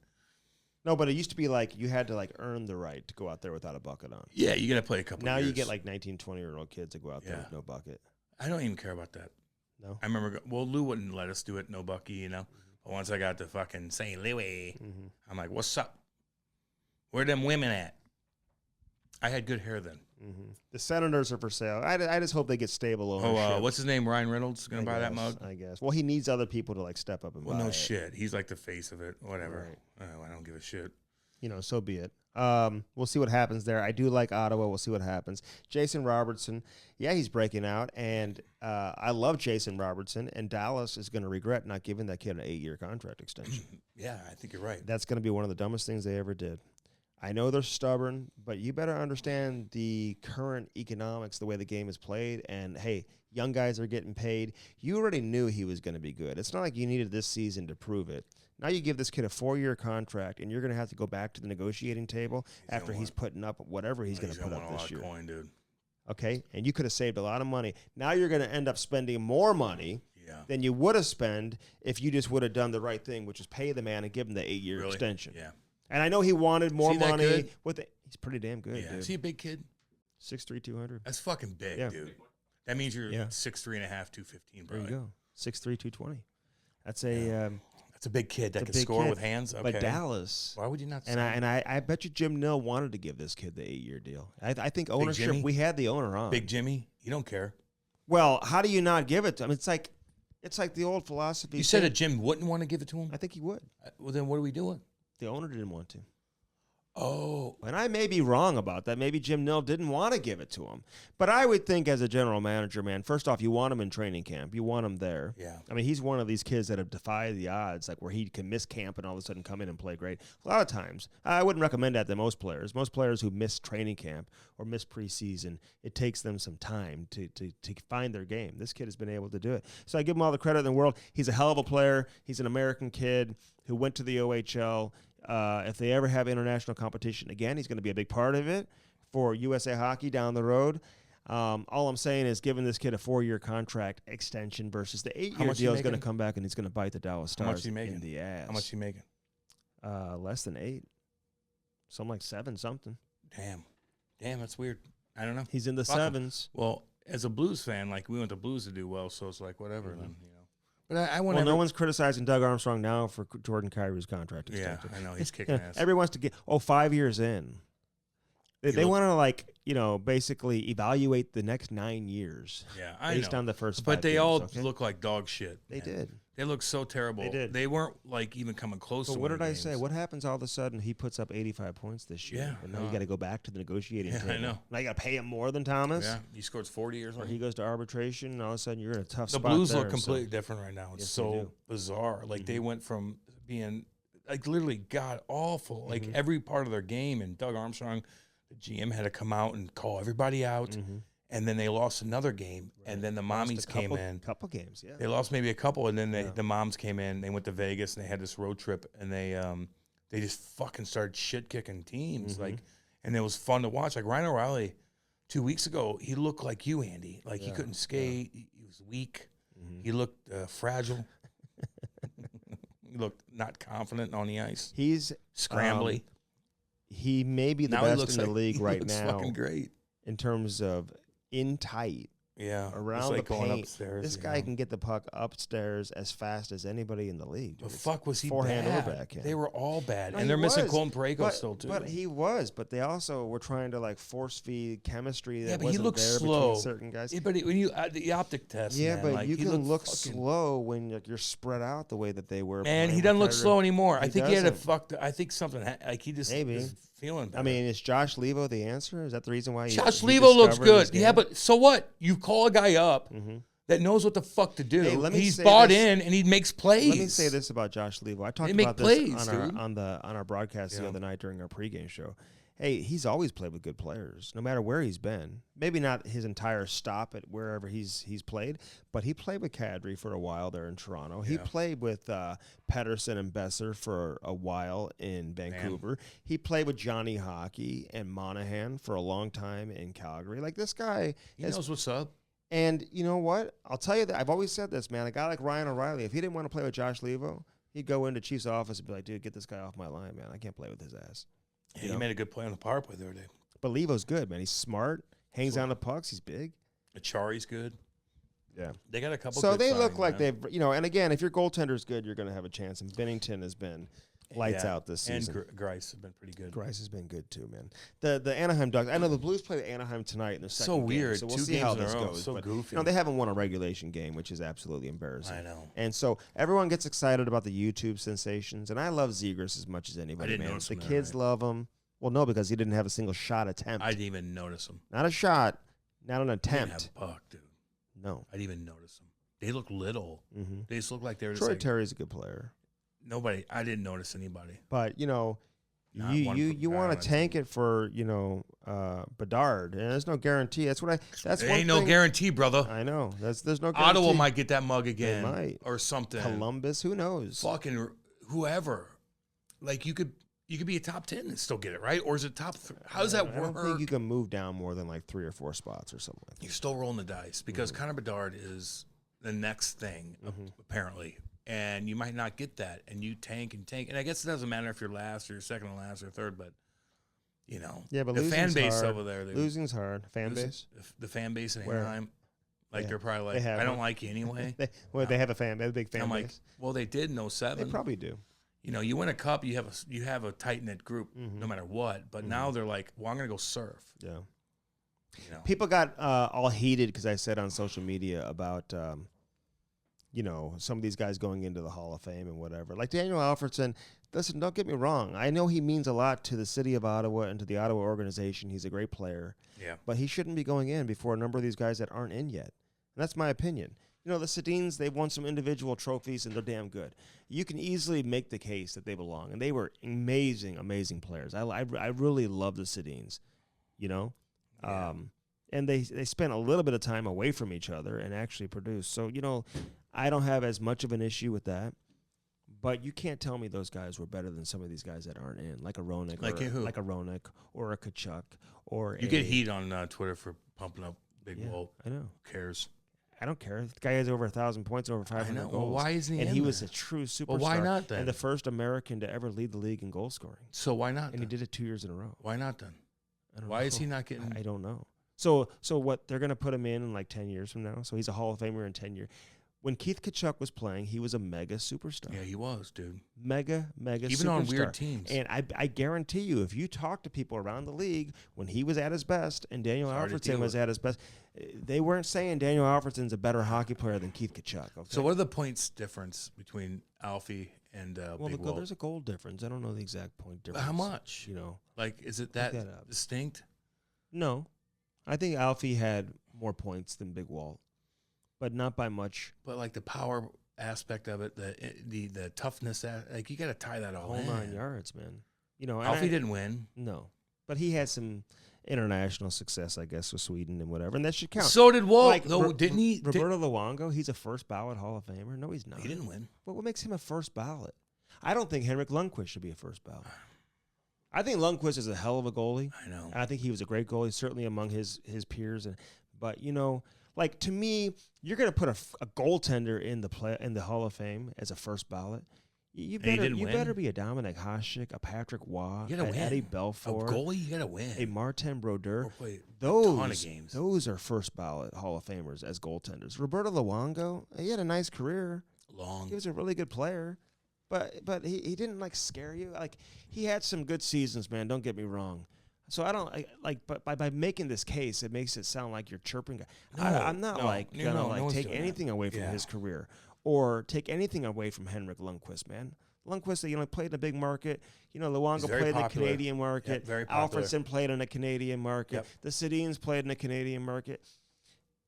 There's politics that are involved, okay, at all times. I think Pat Verbeek should be in the Hall of Fame. I know. Pierre Turgeon. Damn, dude. So, I mean, if Paul Kariya, he had a great career too. I love Paul. But if he's in the Hall of Fame, Keith Tkachuk should be in the Hall of Fame. I know there's not that much point differential. Did Paulie get 1,000? I think he got 1,000 points, but maybe just right at 1,000. I was going to say. Or maybe just under. He didn't get to 500 goals, though. So when you get to 1,000, if you're tough and you get to 1,000. And for people out there who want to try, I don't have all the numbers in front of me, okay? It's all good, guys. Like, settle down. Do you want me to look it up and press pause on the recording? No, but like, you could have an opinion and text us. And like, hey, this is why, blah, blah, blah. And we'll be like, oh, okay, and we'll talk about it next episode. It's all good, baby. But we love all y'all. I say the same thing about Roenick. Roenick was a mega star. He's a superstar, man. Mega superstar. This guy's not in the Hall of Fame. So don't tell me it's just because Big Wall played in St. Louis. Like, Big Wall played for the Jets, Arizona, St. Louis, Atlanta. Hey, can I tell you this too? I got markets. Hall of Famers reaching out, being like Keith Tkachuk should be in the Hall of Fame. And that it's a joke that Danny Alfredsson went in there. And it's a joke even that Guy Carbonneau went in before Keith Tkachuk. You think Guy Carbonneau is a better hockey player than Keith Tkachuk? I know. Better career? Come on, I love Guy Carbonneau. Kevin Lowe, because he played all those years in Edmonton. You got a lot of Stanley Cups, man. But he's only got like 300 points, though, right, Kevin Lowe? Shouldn't be in the. I don't know if he's a Hall of Famer. No, he's got more points than that. There's another guy, a defenseman, that's in the Hall of Fame that only has like a certain amount of points. And everybody's like, well, what's this all about? So all I'm saying is, I think the Hall of Fame process is whose fault? Process. Whose fault is it? It's flawed. Lenny? There's a committee. Lenny? There's a committee, but I think it's media driven. A Oh, lot God. of it. Wow. So that's put a Ukraine flag on your profile, you'll get in. Put Matt Cullen in there. Yeah, no shit. Hey, man, he was great on this edition of the Cam and Strick podcast. Yeah, he's so awesome let's get guy, to it, man. Love talking to Matt Cullen. I love talking to these guys that played a long time. And after you talk to them, it doesn't take you long to figure out why they were able to last as long as they did. No shit. There's a reason why you want some of these guys around. Dude. But for all you guys that want to chirp, hey, listen, I go to former players. I talk to former players. I get their take on a lot of this. I don't just spitball it and throw it out there. Yeah. And Walt's going to come on no matter what. It doesn't matter. Yeah, exactly. But I would rather Walt's ask the best, opinion man. of those who played against these guys than some fan who has their opinion because they're Or a a fan writer. of a specific player or a writer who never followed hockey until they got the job. Yeah. They're like, oh, hockey's cool. Let me write things. So that's my take. It's all on good, it. man. All right, Hair Club brings us the Cam and Strick podcast. Cam, as you very well know, 800-279-7878. That is the phone number. Give them a call today. Check out our landing page, will you? Cam and Strick podcast, or the hairclub.com/Cam and Strick. Easy. And schedule your first appointment. Consultation there. They got over 1,200 locations throughout North America, so you got plenty of options. Fuck. Plenty of options. First Farm. First time. What do you think they're having for Thanksgiving? Something healthy. They're probably working out. They're working out, and every weight is perfectly What are they back. thankful for? Being successful. Being like good human beings. Better than you. Being more healthy than anybody else. There's healthy What do you people, think, man. Nick First Farm. Nick. He's got a lot The to be Hallmark thankful Channel, for. Nick. Oh, my God. Man, they just do it right. I just had a UFC kid on, Evan Elder, Hillsborough kid, man. He's linked up with First Form too. I had him on the radio show today. Nice. Little shit kicker from fucking Hillsborough. Really? Guy, he's in the UFC. He would destroy you. He'd kill he's your size. Yeah. Well, no, he's bigger than you. No one's your size. But he'd fuck me up so bad. Nice, the sweetest sweetheart of a kid. I love that so much. How old is he? 25. You know who I got to know really well? Who was the other UFC guy? What was his name? Yeah, I don't know. He lives across the street from my aunt and uncle. Come on, he was a champion. Yeah, I know who you're talking about. He wrestled at Mizzou. He's a wrestler. Tyron Woodley. I had him on. I interviewed him during a Blues game one time too. He's a good dude. And afterwards, I said thanks a lot, and I kind of gave him a pat on the back, dude. I almost broke my hand, dude. He's like one big giant muscle. You're very, very fragile. Very fragile. A fragile little boy. Unlike those guys. If somebody were to ask you, hey, I'm going to order for the first time from First Farm. Yeah, what am I going to get? What are you going to tell them to get? I'm going to probably get them goddamn what clothes. What are you telling them to get? Get the protein and drink it in the morning when you get up. Mm-hmm. Have that supplement like whatever. Like that will last you hours until you need to have another meal. Yeah. And it's good. You feel good. Your veins pop out when you take it, dude. I know. My veins aren't popping like I like. Mine are. I bet they are, Andy. Mine are popping. But mine aren't like they used to. And I drink that fucking protein. Now they're fucking pumping. Are they starting to pop out just from that, the protein? Wow. Yeah, man. How about that? They do. Yeah. Nick talked about that, dude. We talked to Nick about that. Yeah. The meat sticks are great. The cake cups are great. The Everything's fruits, the good. veggies, the supplements, the vitamins. You can't go wrong, man. Fish oil. Fish oil is great for the brain. It's very important for functionality, all of that, man. So check it out. They are an amazing company. They truly have taken the industry by storm, Cam. And people who are in the know absolutely know that there is no comparison to First Farm. And their story in terms of how they started and all that, it's an inspiration for all of us. They're legit, man. They are. And it's not First Farm, it's First Form, PHORM. We say farm because I'm a goddamn hillbilly, and I get Andy to do things. Because I say stupid things and Andy picks up on it. So it's not farm, it's form. If you're going if you're going to order, though, you got to do it from our link. Yeah, that helps us out a lot. firstform.com/Cam&Strick. Just go check it out. Yeah. If you click on it, man, just like it just helps us guys. Like, you know how this goes. We went in there. We're going back in there soon. Yeah. I highly recommend all of you. Just call them up and be like, can I get a tour? Yeah, to see what they're all about. Like, they'll talk to you. They send me handwritten letters. They're very good to me. It's not a computer. They'll talk to you. They're cool as shit. All of them in there. Get the bars, too. And listen, I know we joke around about it, but if you have dietary restrictions, if you can't have they've got a lot of vegan options, stuff like that. That's the thing. Like, they got something for everybody. You don't have to be a hardcore workout dude to use this stuff. I don't work out. Part about it. I just want to feel good. If you're a trucker or if you spend time in there, you don't have time to go get to the gym, dude. I know. We get that. And the energy drinks are phenomenal. I don't need coffee in the afternoon. You take those mugs, dude. They get you going. The protein makes you horny. I drink one a day, dude. One a day. So you all Wait, know. What? The protein makes you horny. Are you being serious? The protein about makes that? you horny. Just so you know, it's a good thing. So and what I mean by horny, comes knocking, like she sends you that goddamn monkey. Go have a little chocolate covered pretzel bar. You don't want to beat that up. Okay. And here's the deal: like that's a good feeling. When you're horny, you're confident, man. That means you have energy. Why do you think I'm so confident? I don't know. Because I have a lot of First Form in me, dude. All right, so check out firstform.com/Cam&Strick and do it today. We love having First Form on our team here on the Cam&Strick podcast. Car Shield as well.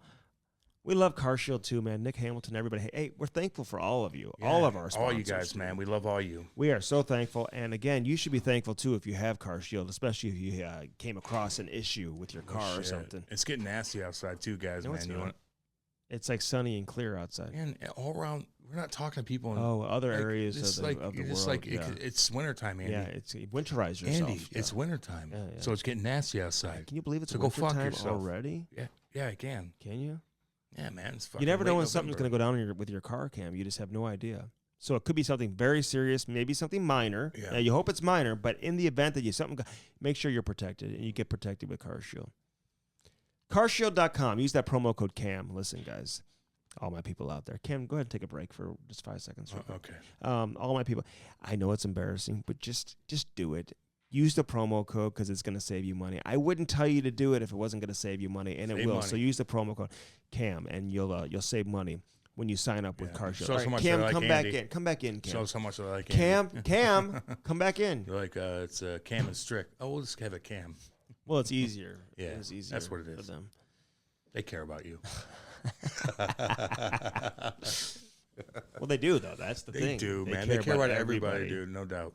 No doubt about it. And we love our friends over there at Carshield. No doubt about it. All right, Waggle Golf. Get your waggle on, man. You talk about holiday season, what to get somebody in your special someone in your life. So I'm getting golf clubs. We'll get some hoodies and get some winter golf gear stuff, man. Yeah, the quarter zips, all of that from Waggle Golf. Time doesn't mean get it now. So saw Ryan Strom the other day, dude. He got all that Waggle Golf stuff, dude. He's he's loving it. He's a cool cat, man. I like him a lot. Get your waggle on. Say hi to Travis Baker. What up, Trav, baby? What's up, homie? T Money, what's up? T Money, what up, baby? Travis Baker from doing your thing. Waggle Golf. So check it out. Waggle Golf. GetYourWaggleOn.com. That is the website. Sparks skate sharpeners, Cam. Oh yeah. Kids are flying out there because they use the Sparks, dude. It is absolutely unbelievable. How many teams in the NHL are using the Sparks? Probably a ton. Almost all of them. Really? Yeah. Why not? It's easy. Mm-hmm. Well, you could have like 3 different things going on. You got a couple of those bad boys. Mm-hmm. You have 2 skates going on in case 2 guys get fucking jammed up, like Braden Shin or Bucci. Yeah, right. And you got to have their skates done. Like then you got another guy. You still got to be on the bench. I know. So it's like it's just easy. It's connected. Everybody has their own. It's a perfect sharpening too. Everybody has their own little system on there. In all seriousness, if you have a kid playing in your family, or if you're a men's league player, this is like the ultimate Christmas gift. Oh, it's awesome. Could you imagine having a skate sharpener in your house? You never have to go to the hockey shop again to get your skate sharpened. Yeah. It really is a luxury, dude, that you just do not take for granted. Sparks, SPARX. It's the perfect sharpen. And they got plenty of inventory in stock, Cam, so they can send it out to you right away. Send it, baby. Use that promo code Cam and Strick, and you're going to save more money than you'll save on Black Friday, which is coming up, or Cyber Monday. Fuck both of those. Which is around the corner. Yeah. Black Friday or Cyber Monday, Cam. Yeah, I know. Yeah. Sparks Skate Sharpeners. So do that and do that today. All right, Bellman.com. Again, they got the Buick GMC on one side of the street, the Chrysler Dodge Jeep Ram on the other side. It's in Troy, Missouri, Cam. And you know what they say about Bellman, man? They don't have any what? Swinging decks. I got that Grand Wagoneer. It's the nicest truck I've ever been in my life. Ever? Dude, I had like some on the road the other day, and I swerved and missed it in like 4:30 in the morning. Isn't that amazing? To work. And if you were in if I had my truck, yeah. Well, if I was in my truck, I would have ran that thing over. Somebody ripped out a stop sign and put and like dinged it up. Yeah. So it was like so if you hit it, like you scrape it. It'd fuck your car up so bad. I turned so fast with that big old SUV. Yeah.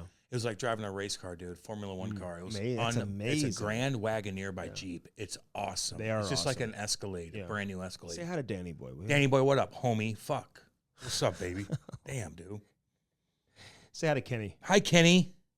How art thou? And say hi to Dale. Dale, what up? How's your fucking brother, Dale?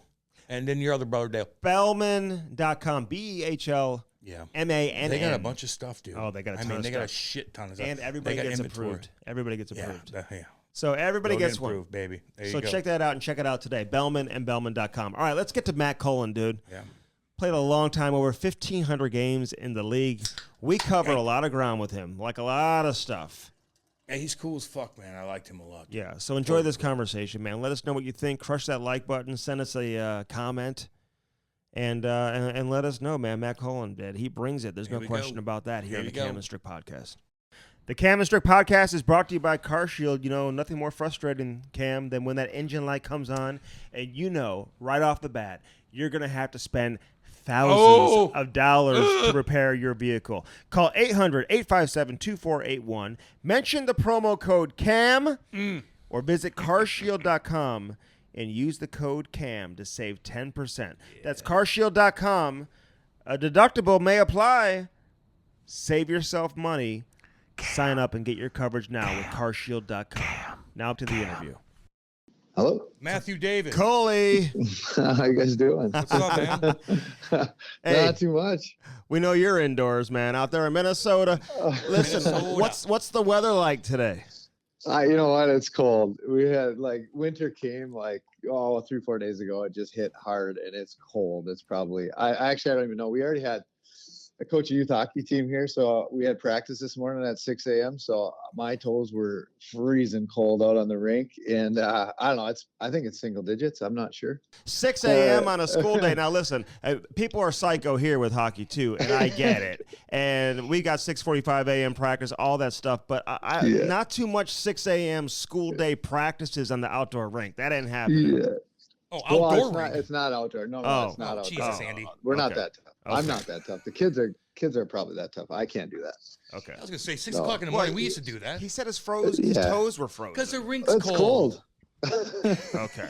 It's cold. Hey, what's your setup like in Minnesota, man? Like, give me an example of what you got going.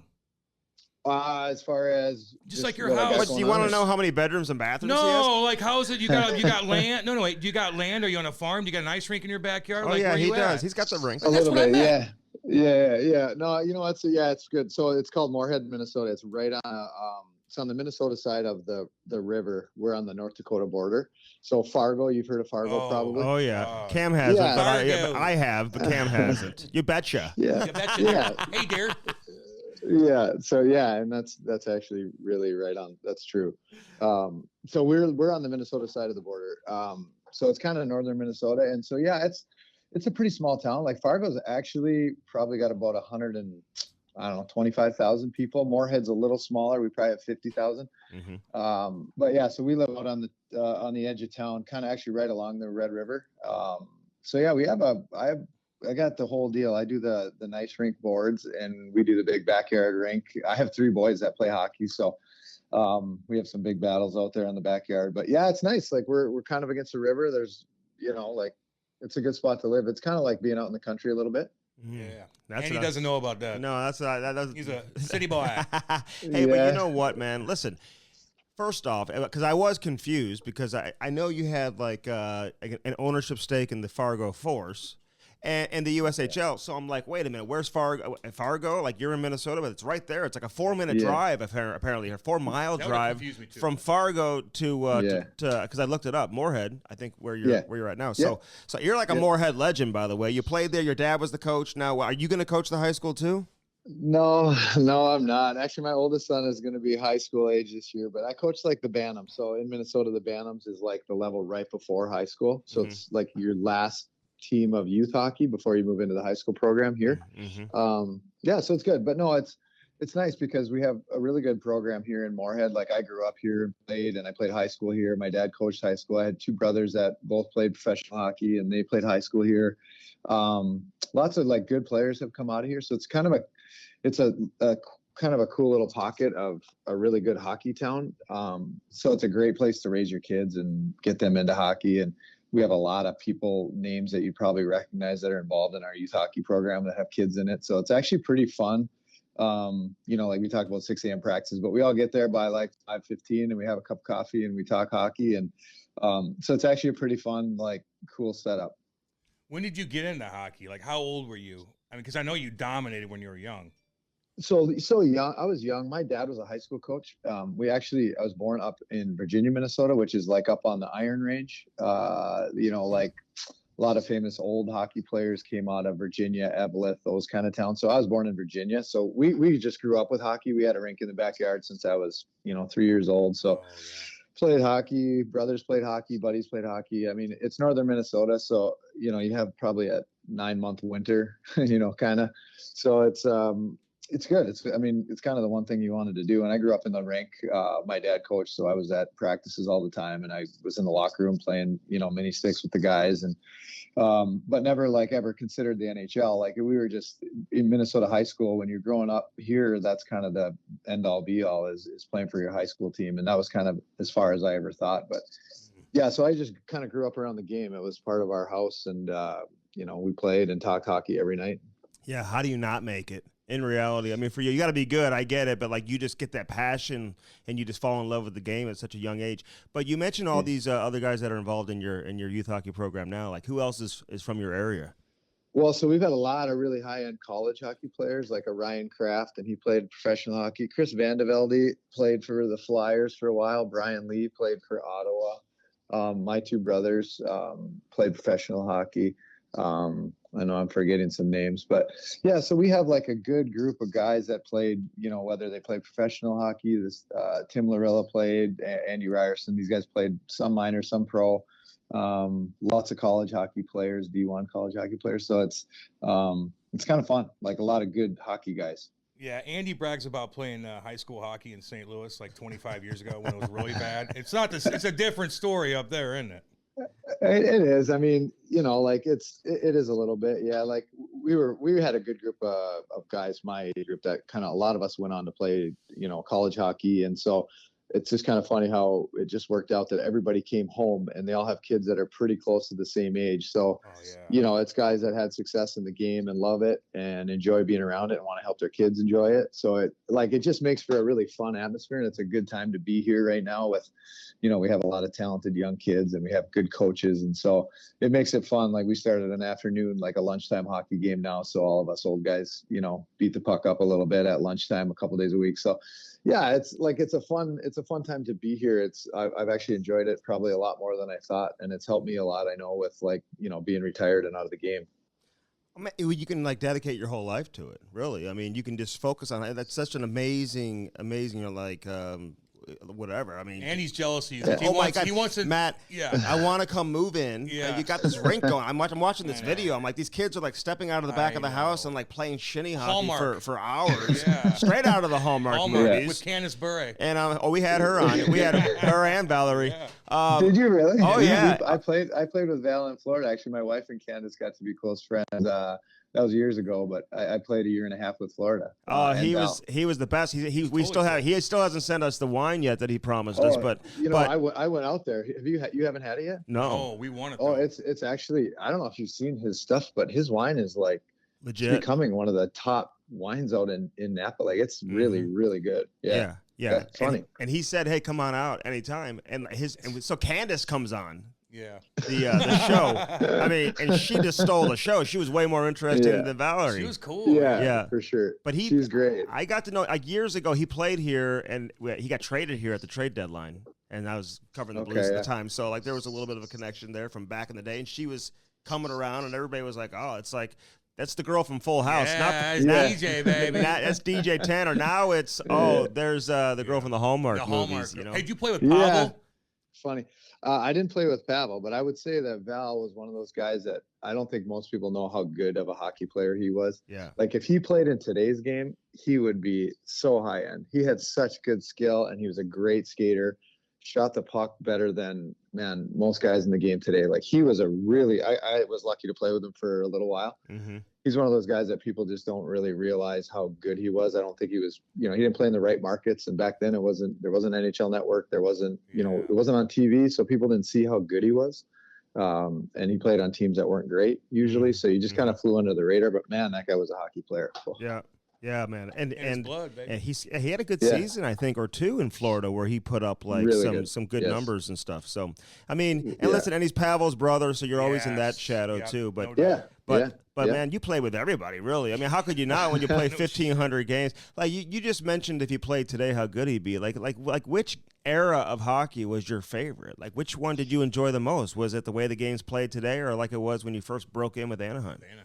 Yeah, there's parts I like of both of them, but undoubtedly right now the game is so good. I mean, I didn't really love watching hockey, when I was starting out in the league, but I can't get enough hockey right now. When I watch the NHL, it's so good, as it should be. Like the skill is being shown. There's flaws, like there's always flaws at every era of hockey, but man, like this game right now, watching these kids and the skill they have and how fast it is and how clean they move the puck and make plays, like it's such a good game. I just wish some of those guys, like a Val, for example, but there's a long list of them, like a Paul Correa. You guys know him and saw him. Yeah. Imagine him in today's game. Like I feel bad for some of those guys. I would love to see them nowadays.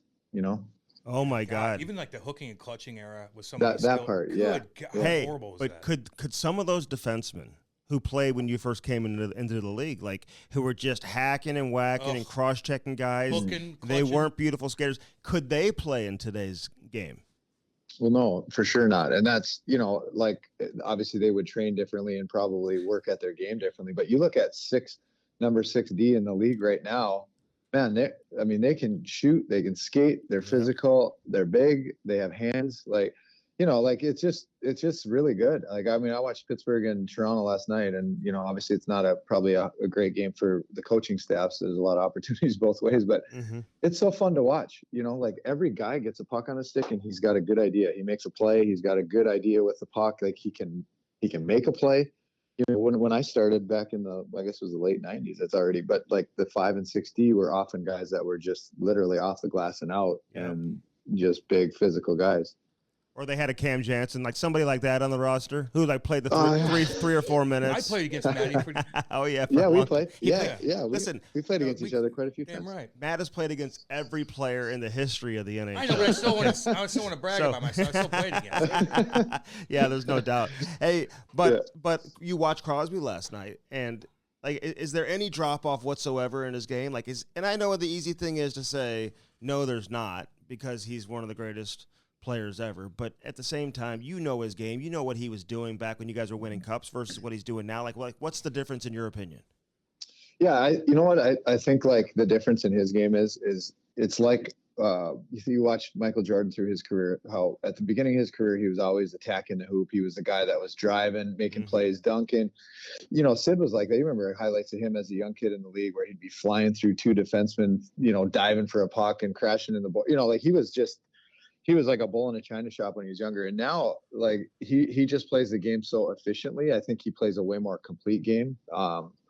But he just, like, his game hasn't dropped off. I just think it's evolved. It's adapted a little bit. Like, he doesn't have Connor McDavid's speed, but he's better than anybody below the top of the circles. And so I think he's fallen away to make his game there more, as opposed to, early in his career, he was a lot of neutral zone, flying through, with speed, making a play, beating a guy.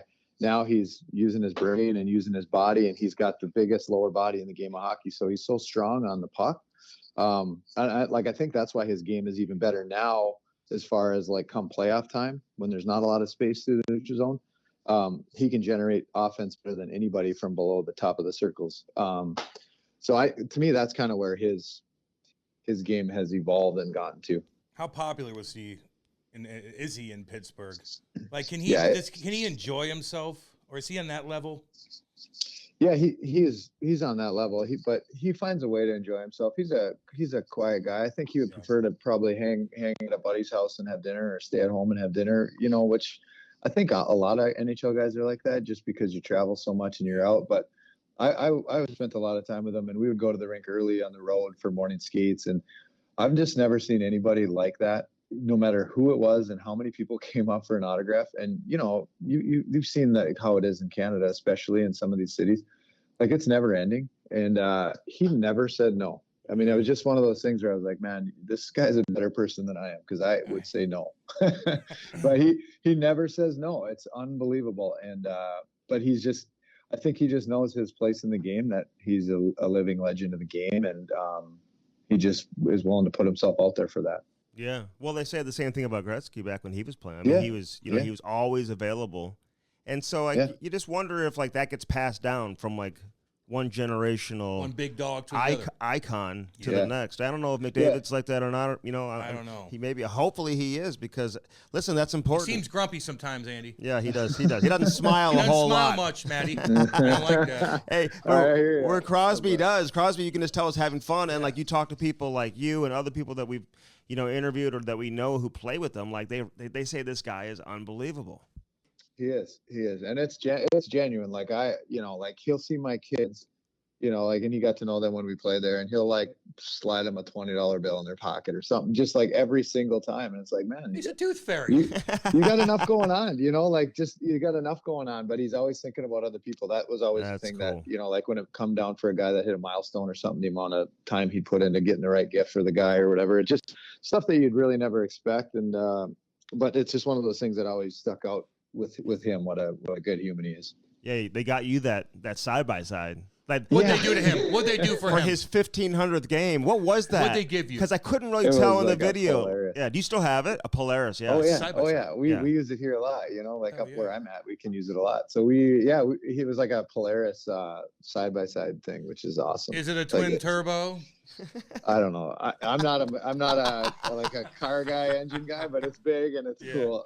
hey, what about Gino Malkin? Like, was he just like the complete opposite? Like he's unreal. He's cool? The best, man. He's like a big kid. Yeah. He still is like a big kid. He has so much fun playing, and like he has ups and downs like everybody, and he probably wears it on his sleeve more.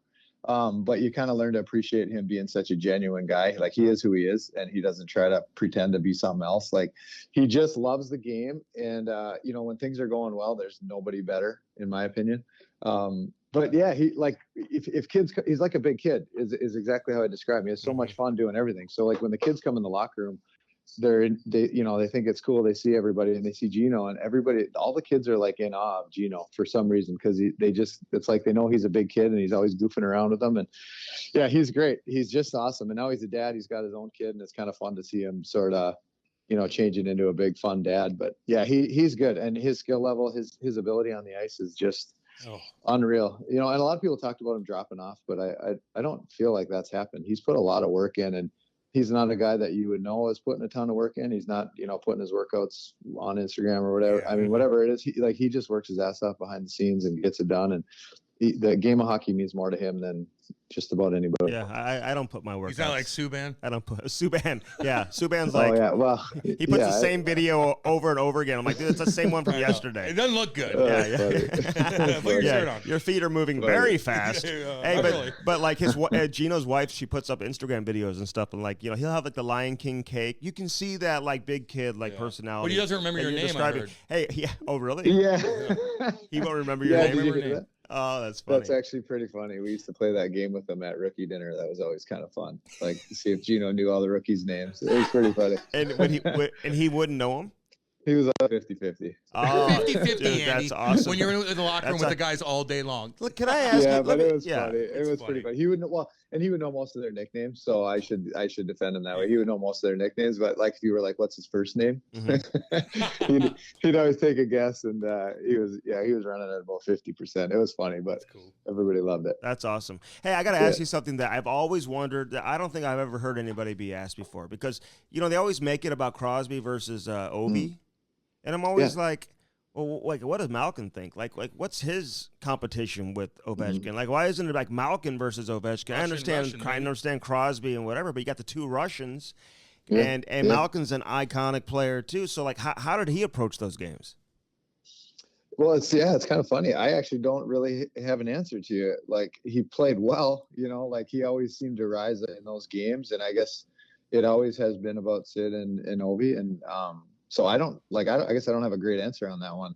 Like it is kind of funny that you mentioned that, and I've never been asked that question, and I've never actually really thought about it, but he's kind of on par there. Like you look at numbers and compare. I mean, he's in the same category, right? But it's funny how that's never brought up. I don't know. Andy's very obscure when it comes to his question. He's a real journalist. Pretty good. He's good at that. He'll confuse you, dude. Hey, Gino's probably like, I don't give a shit. Talk about Crosby and don't think about me, and I'll put up a 4 spot. I like watching analyzing like players like body language and stuff like that during games. Like I'm watching the other day, McKinnon like turn up ice, and you're on McKinnon lately. Well, he turned up ice, and it was Taves who like sent a cross ice pass, and it wasn't like perfect on his stick. Like he kind of had to gather it on his skate and kick it to his stick. Instead of just skating forward, he was so pissed that he just turned back and fired a pass back at Taves and just got off the ice. And I could tell he was like upset about that, So I don't know, man. I always like wonder like what's going on sometimes behind the scenes with I think some of those guys at that level are they're so hyper competitive, and they want to win so bad, and they want it to go well so bad that sometimes it kind of overflows. But like I know he is an ultra competitive guy. Yeah. And man, is he fun to watch, huh? Like, isn't it fun watching him play? Oh, he's crazy. We watched him the other night. Probably, I like McCarr right now. He has a puck in the damn game. It's crazy. It's like on fast forward. I've never seen anything like it. When those two get the puck, it's like somebody pushes fast forward on the screen, the way that they move and handle the puck, it's different. Yeah, it's just different than anything I've ever seen. Do you feel that way? Like when you're on the like you played against McDavid and McKinnon, right? I mean, you were okay. So like, do you like? Just tell me what that's like on the ice. Like just playing as long as you did. Like, my God, nobody's even come close to that, have they? Well, I don't know, probably, but like it's fun when I think back on my career because I got to see so many different sides of the game and so many different styles of players and different, like I caught Messier and Mario and Gretzky at the end of their careers. And then I got to see the front end of McDavid and McKinnon. And like, it's cool to see how much better even like McDavid and McKinnon since I ended my career, 3 or 4 years ago to now, just in those 4 years now that they kind of got their feet wet in the league. Yeah. It's amazing how much they've improved. And then it's also amazing when you look at guys like Sid, for example, how they keep their level so high with the game changing so much every year. It's getting so fast. I can't believe you retired 3 years ago. That actually pisses me off a little bit. Good God. How did you stay like what was your secret? And I know a lot of it, man, not getting injured and stuff like that. Like, did you have bad injuries? Was there a time maybe, 10 years in where you're like, damn, I don't know if I can keep up and you had to switch something out? Like, how the hell did you stay on track for so long? Yeah, I don't know. I had a few bad injuries, no major like knee or back injuries, which I think are the ones that really slow guys down. So I was able to kind of keep working on my speed every summer. Yeah. I think guys get hurt so much by like, if they have a lower body, like a knee type injury, and then you miss a summer of training, it's like you lose a step and it's really hard to get that back. Actually, one exception I would say on that is Stamkos. Like he had the tough leg injury and he seemed to lose a step for a while, but watching him this year, especially, he's got his step back, man. It's crazy. And you get to give these guys credit because he's an older guy in the league, not an older guy, but older in the league. And he's putting in, just because it's so hard at that age to change and gain a step of speed. He must be putting in so much work behind the scenes that people don't see. People don't really realize how hard it is to gain a step of speed at that age, coming off of injuries and playing the amount of hockey he's played. So I just know that watching him that he must be doing a lot behind the scenes, which is cool because it's easy to cheer and root for guys like that, that are doing more. But for me, that was like the biggest thing. I just went home. I was lucky to get into the training and nutrition at a younger age. I had Paul Correa.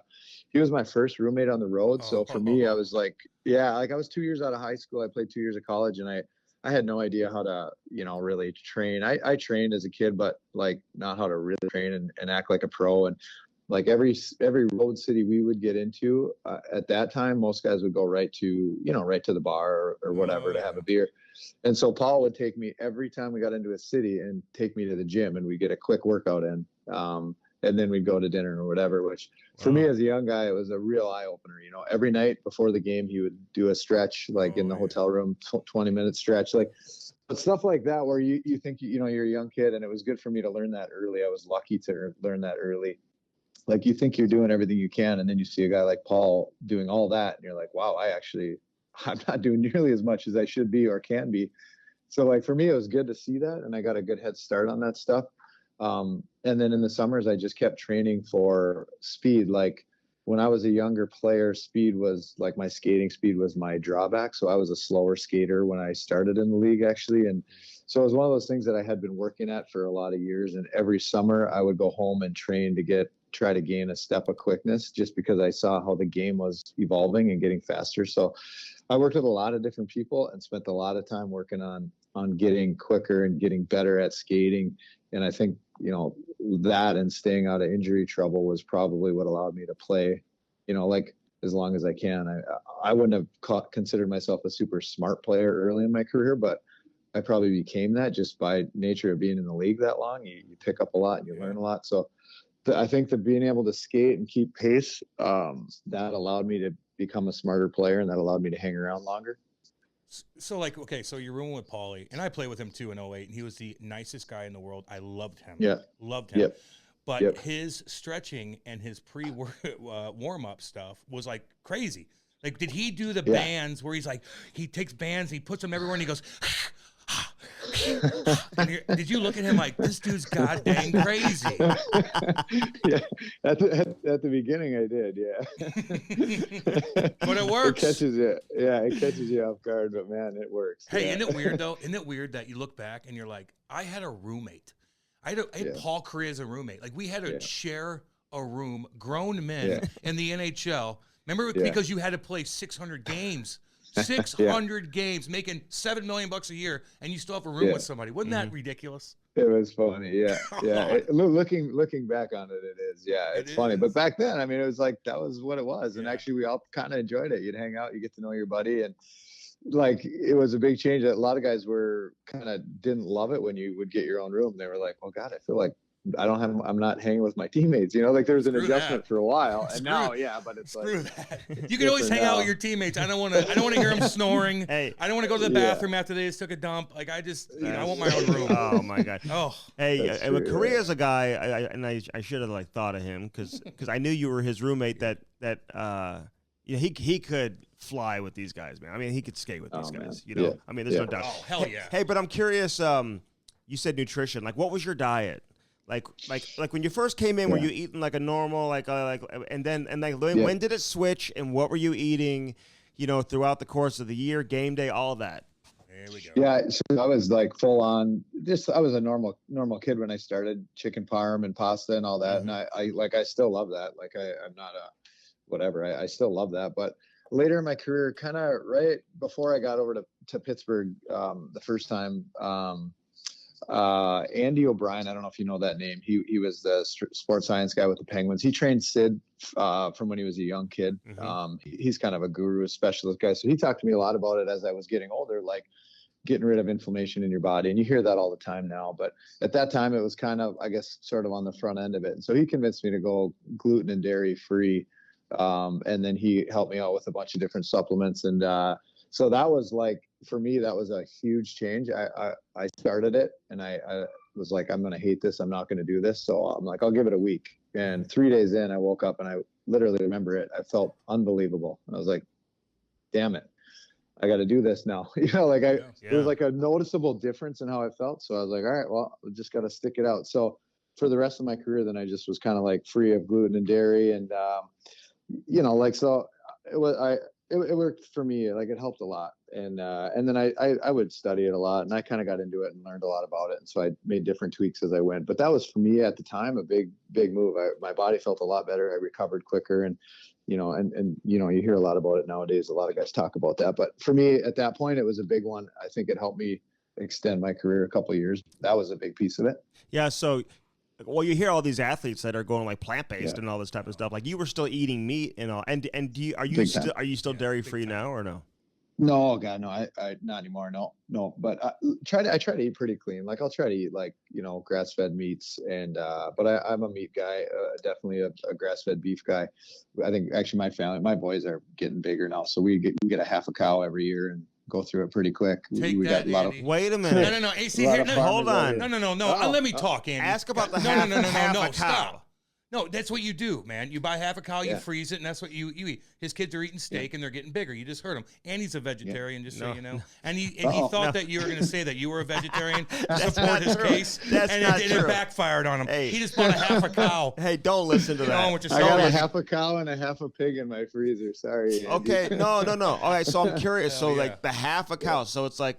It's completely like all chopped up. You got all the steaks and everything like separated. So then you freeze them and then you pull them out. And is that what you do? So it's just like a meat supply for the year. It's the same as you buy at the grocery store. Sure. Some of it's ground, some of it's steaks. I'll put like you'll like this, Andy. Then I put like the organs. I grind that up into the the heart and stuff into the ground beef, so you get all the good extra nutrition out of it. Why would he like that? It's just why would Andy like that? I don't know, but it's just like a little, probably for me anyways, like I like getting it right from the farmer. Then I know it's a healthy grass-fed cow, and it's like it's about a half a cow worth. So you get steaks and ground beef and whatever, and you go through it pretty quick. But I like that better than just getting meat at the store. Like I like getting it from the farmer. Hey, I'm with you. I listen. And all serious, well, no, because I got a butcher guy who delivers to my front door. Yeah. He'll deliver everything, and half the Blues are getting it from the same guy. Man, they're all getting it from the same. Hates him because he doesn't order any meat. But I get a lot of seafood. Sure. I get a lot of seafood too. Now, but when you buy a half, what does it cost for a half a cow? What's the price? Oh, I don't know off the top of my head, to be honest. It's not, honestly, when you buy it like from the farmer here in the Midwest, it's not any more than probably what you pay at the grocery store. And it's, it's a good grass-fed cow. It's like pretty high-end meat. So I'm picturing like it's damn good, Andy. I'm picturing try it. I'm picturing half the cow, like with the legs and everything. Man, they just no. He's ignorant when it comes to this kind of stuff. Hey, let me ask you something though. Like, do you like to fish? I know you're all into hockey now. You got kids. Yeah. But like, do you got a boat? Do you like? Where's your escape at? Yep. So we have so Minnesota. Obviously the winters are cold here, but there's a lot of lakes up here. So summertime is lake time around here. So we have a lake cabin 45 minutes away. So we do some fishing there. We have a sauna on the water, so we hit the sauna a lot. A lot of friends out that way. It's fun. So we get on the boat, we do the wake surfing and all that stuff.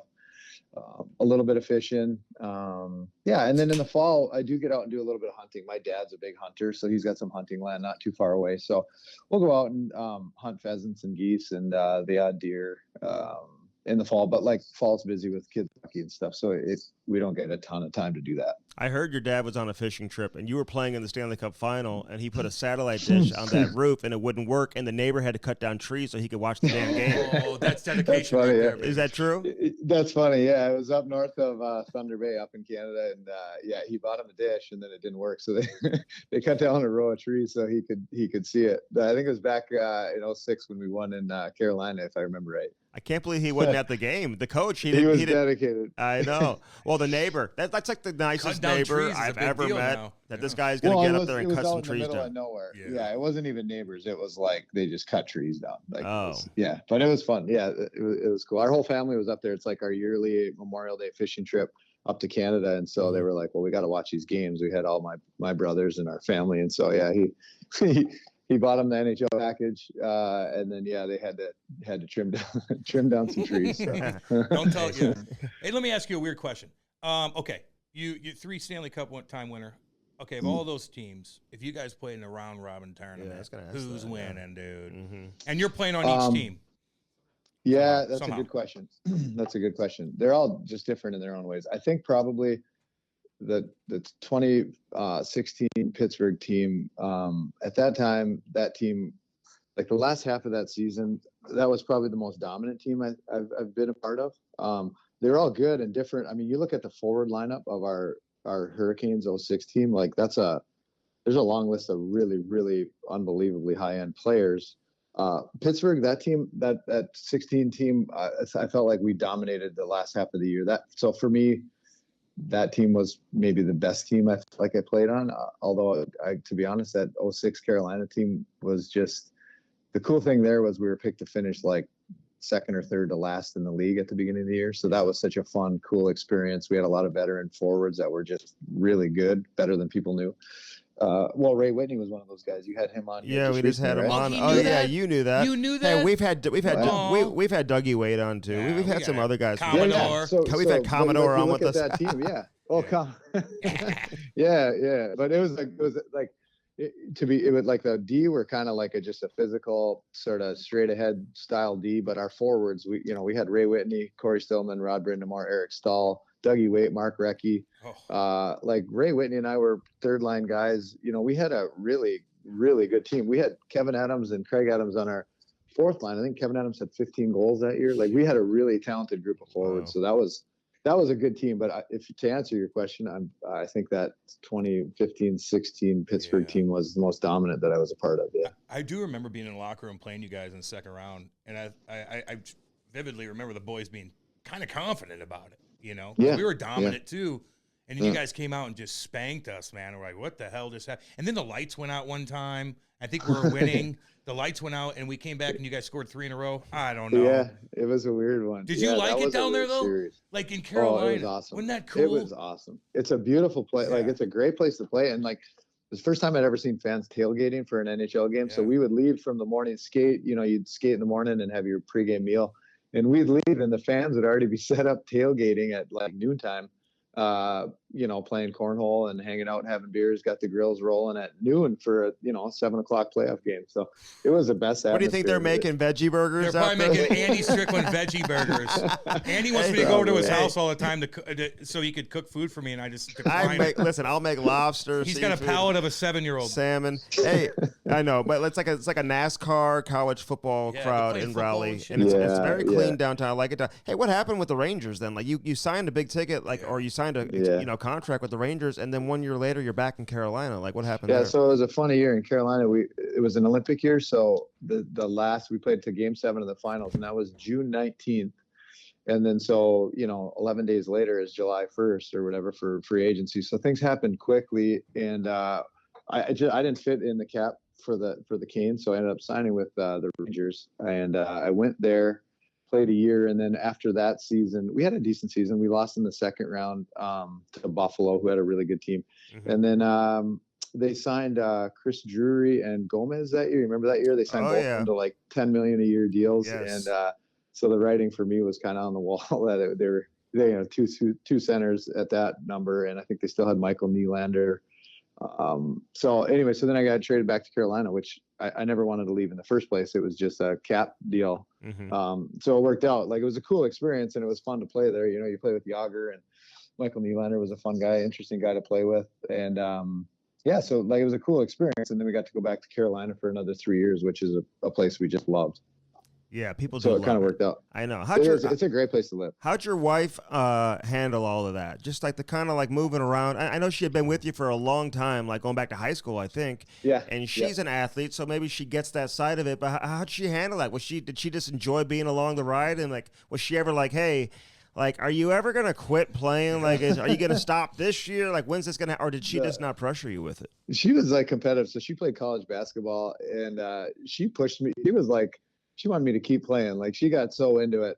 She became a huge hockey fan, and she just loved being a part of it. Like, she'd bring the boys as they got older, like near the end of my career, she'd bring the boys on the road every now and then for a road trip game and pull them out of school. And she was awesome. We had so much fun, and she got into it. She was a big part of like bringing teams together. She was always kind of in charge of the parties. And she had fun. Like, it was good. She's more competitive than I am, so she would, get on me every now and then if I had a bad game. She'd be like, "What exactly were you thinking about?" Could you imagine your wife knowing sports, being able to critique your play? Like, well, I'd rather her know sports and critique than not know sports. I know. But listen, right. Yeah, your wife knows you though. Like, she might not know the game, but she knows when you're having a bad game. Yeah. She doesn't need to know the sport. Exactly. Hey, how are your kids though? Like you two are unbelievable athletes. Like, do you see that in your kids? Like, damn, they might be something genetic. Yeah. There's some in there. You see,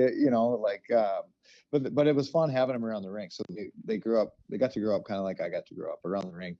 Their level of players was higher than mine, right? Like, I was around a high school room. These guys get to grow up in the NHL room and see it all and get to know all these guys. And so like that for me, I always felt really good about. Like, it always made me happy to see them in the room, getting to know all the guys and seeing how things work, and just kind of being a part of that culture. Like, like being around the game of hockey is like, there's just nowhere better to be. Like, it's the best people, as you guys know, right? Like, they're good guys, good humans, love the game. It's a fun atmosphere to be around. Every day is different. Every day is energy. So like, for the kids to be around it, I mean, for me to continue to play, that was a big part of it. Like, I just wanted them to be around it more and more. And it was fun for me to be able to share that with them and give it to them. But yeah, I like it. It was really fun, like, to have them around it. And so my wife was good too. Like, she didn't care if we moved, whatever. She was always in for it and up for it. And otherwise, there's no way I would have played that long.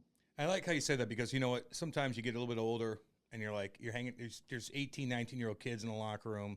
You look at yourself in the mirror and you're like, damn, I'm aging. But I'm looking at you, and I'm looking at your hairline right now, and I just saw another picture. I'm like, you look younger than all those guys. So no wonder you stayed in the league 40 years. Well, he was dairy-free. That's why I retired, because I started losing my hair. And I'm like, I look hideous. That's great. Hey, I know. So, but let's talk about your kids. Like, you kind of like touched on it. Cam, he's asking. I'm asking. So, like, Give me your approach to like hockey with kids, because I'm curious. Like, do you have them skating 12 months a year? You feel like they should take a break? Because apparently you cannot play basketball, Matt. Like your wife could, but you can't. So you're not having them shoot hoops. Like, are they playing other sports? Like, how do you look at that? Yeah, you know what? Like, so I grew up in the area where it was like 3 sports. Like, I played a little bit of high school football. I played high school baseball. And I played hockey. We have so much in common, by the way. Andy said, I knew you were going to say Andy played 1 game in high school and he brags about it. But go ahead. Sorry about that. Football, too. Yeah. So that was, and I still think that's like great if you can pull that off. But nowadays, like kids sports, like, you know, like everybody wants them to play all 3 sports. And I would love that in a perfect world, but there's not enough time in a day for all of it, especially if you have more than 1 kid. Like in every sport now, once they get to age 10 or 12, becomes relatively competitive, and that sport is asking probably 3/4 of your calendar year, right? You think about hockey, it's spring, summer, fall, winter, spring. Mm-hmm. I mean, if it's football, you're training year round, number one, but you know, like there's games year round. Golf is year round. Baseball is like, you got fall ball, you got winter ball, you have summer ball. Like, so it's kind of hard for kids to play competitively. So what I try to encourage kids, when we did with our kids, is when they decided they wanted to be hockey players, and they probably started younger than most because they were around the NHL room. But like, I think for kids now, you need to pick your priority sport sooner than you used to. Like, I think it's a fact of life. And then after that, I think you should continue playing sports. But I don't necessarily love the idea of playing structured sports year round. Like, that's what, like the game of golf or tennis or even pickleball or something like that. Like, to me, those are the perfect secondary sports for kids now. And because they're not structured. So if you want to go with your buddy and go golf for 18 holes or 36 holes, perfect. Go do it, you know? Oh, yeah. Because nowadays, like, you got to get a workout in for hockey, or you have to get a skill session in for hockey. Otherwise, it kind of passes you by pretty quickly. There are some kids that can pull it off. You know, if you can do 3 sports a year and be competitive in all of them, that's great. But anyways, to me, in my short experience with it all, like, I think if you pick your priority sport and you put your time into it, and I think that's like, for me, that's what I encourage the kids and try to teach the kids when I'm involved in this, is go ahead and like put everything into your sport. I think we kind of had a culture for a while where it was like, oh, do all 3 sports and see what works out. Right. Like, I think it's okay for kids to go through sports and learn how to pour themselves into it. And if they fail, they fail. And then you learn so much, you know, Cam, like, you fail and then you figure out, okay, what am I going to do? Am I going to respond to failure by whining or quitting, or am I going to respond by working harder and putting more into it? You know, like, I never failed, Matty. I don't know what you're talking about. Sorry. Yeah, but I just think like that. I guess that's my mindset. I don't want to get into it because I can talk about it all day. No, but I think we love it. We love it. No, because, we love that, dude. Listen, Matt, I hear you. It's so funny because they used to say, oh, by the time you're 14, you got to pick your sport. Yeah. Like, that was like 5 years ago. Yeah. And now you even said 10 and 12, and it's really even younger. Like, my son's 6 years old. And it's all year round. There's like hardly time for him to do it. So like, you try to like sign him up for baseball last year, and he does that, and like, you'll do it again this summer, but you miss like a quarter of the games because you're at hockey, and it's like you're kind of lumped into it. You can't get out of it. Like, if you don't do what's required in the spring and the summer, you're so far behind in the fall. It's like you almost have to pick it. Like, and I like how you said the secondary sports, because you can just go out and play with your buddy, play pickleball, go play golf, go play tennis, whatever. Like, but it doesn't have to be something where you're traveling and doing all this other type of stuff with another sport, man. It's almost impossible to do. Yeah, and I just like that. Like, I like teaching the kids, like, the idea that if you want to be successful at something, then you need to do more than everybody else. And like, I think that's an okay lesson for kids to learn at a younger age. Like, if I want to expect to be successful, then I need to work harder than other people. You know, like, it doesn't matter what kind of talent you have been born with. It's like, what are you willing to put into something to find out how good you can be? And that's I think it's okay for them to learn it. I think it's important they do other activities, but I think that's probably the biggest thing you can get out of sports, in my opinion. And I'm very open to being wrong on it, but I just think, like, if you can learn how to put everything you have into something and find out how good you can be, and then to learn to respond to adversity by working harder, I think then sports are a huge success for kids. You know, if it's all about making the NHL or making a college scholarship, well, then you're going about it wrong. But if you're going into it to find out what you can make out of yourself, failure or not, and learn from it, then, you know, sports are really valuable in our culture. And I don't want to ramble on it, but to me, it's a big deal. And that's where I'm at in my life. So I think a lot about that. Or just like play, like, I get, I had to quit the football team in high school because I was playing hockey, and the coach was like, what the hell? But then because you can't just skip football practice, they'll kill you. Like, it's all about football here in St. Louis.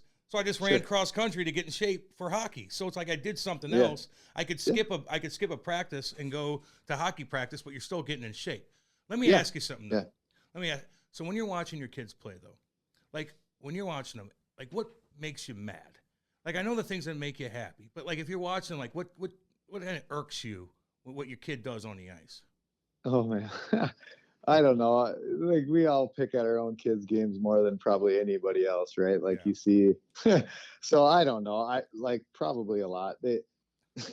They're all different. Like, all three are so different. So it's hard for me to give you a straight answer on that. But I like when their body language, I guess, is bad. Like if they're down on themselves or down on somebody, I get down on them if their body language is bad. That's probably like the biggest thing I'm looking for right now, Effort and body language. And that's the answer that like I thought maybe you'd say. It's like, being pissed off when you go back to the bench, all that type of stuff, so everybody sees it. Yeah. Well, it's like character. It speaks to the character part, right? And so as parents, like, you want your kids to be character kids. So like that's a good place to start. Being a good teammate, not any bad body language. Like, that's important, I think. Did you keep playing, like purely? I don't want to say purely, but you know what I'm saying here. So your kids could see you play and go to the rink with you. Yeah, it was a huge motivator. Yeah. I won't lie to you. It was a big part of it. Yep, 100%. Yeah. I like that. Yeah. And we were lucky. We were in good places like Pittsburgh, like Sully, and the guys there were unreal as far as like allowing the kids in the locker room, and probably more than I would even have allowed had I been the coach. Like, they were so good at allowing the kids to be a part of like the family feel. And in Minnesota too, I had a year in Minnesota late. It was awesome. So like, to answer your question, 100%, that was a big part of it for me. Hey, what about when your kids were young and they're like, and I know you played football, and they wanted to get into football. Like, what's your take on playing football? Like, do you worry about the head injuries in that sport? Because I think it is trending in a weird direction to where there's just a lot of injuries, man, especially at a young age. Like, how do you look at football? Yeah, I do worry about football, and I love the sport. I played it, like I said, but I actually kind of steered the kids more towards lacrosse, just because of that. Like, if they all wanted to be competitive players, and I knew they would all play. And I know you get enough head dings in hockey, whether you get big hits or not. Like, you're getting hit and you're getting rattled. So I was like, you know what? Unless you guys have a super strong passion to play football, I would encourage you to head towards lacrosse or find something else, golf, tennis, whatever. Not that I don't like contact, but like for young kids, especially, I don't know that you need to be getting your head rattled full time year round. By a 300-pounder. And I love the game. Yeah, exactly. And I love the game. So it's kind of a tough one for parents. And I've had a lot of people come talk to me about it too. I have a hard time with it. So for my own kids, I just kind of, you say, have that conversation. You say, go watch the game. Just watch it on TV. It's fun. It's fun to watch. It's a boring sport to play. Yeah. Well, no, really? Hell yeah. I can't believe you say that. I loved it. It's a boring sport to play compared to hockey. Hey, how old are your kids now? Well, so my oldest is a sophomore, so he's 16, and then I have a 14-year-old and a 12-year-old. So how do they do it in Minnesota? Because like they play high school. Like here they play AAA. So like, and then. But like, there's programs there in Minnesota that will like show up in like different tournaments and stuff like that. So how does that work? Yeah. So they have AAA. In Minnesota, it's different. So you have your hometown. It's like community-based hockey is the youth hockey. So like what I'm coaching right now is our hometown Moorhead Bantam AA team. So we play from, I guess we start late October, mid-November, I should say, through March. But then you play AAA like spring and fall. So you'll see these AAA teams in the spring and fall because it kind of supplements the winter season. And then there are a few AAA teams that play year round out of Minnesota, but the majority of it is spring and fall. You'll see the Minnesota teams coming to AAA tournaments. That's just like how we kind of, I guess, compete with the tier 1 programs that start at the end of August and end in, April. So it's a way for the kids to get like more hockey that want to be competitive. But the Minnesota, hometown model essentially is like basically mid-November to mid-March. And that's, you're playing with your buddies, you're playing with your classmates, whatever, and you play against other towns. And then when you get to high school, it's a similar thing. Like there's programs spring and fall to extend the season because the high school season in Minnesota is only 25 games. So it's kind of unique. It's a short season. It's a high school sport. So they add different sort of leagues, spring and fall, to make the season again, comparable to like what you'd get at a tier 1 program, 60 games. Let me ask you something. You played in the league 40 years. You made damn good money.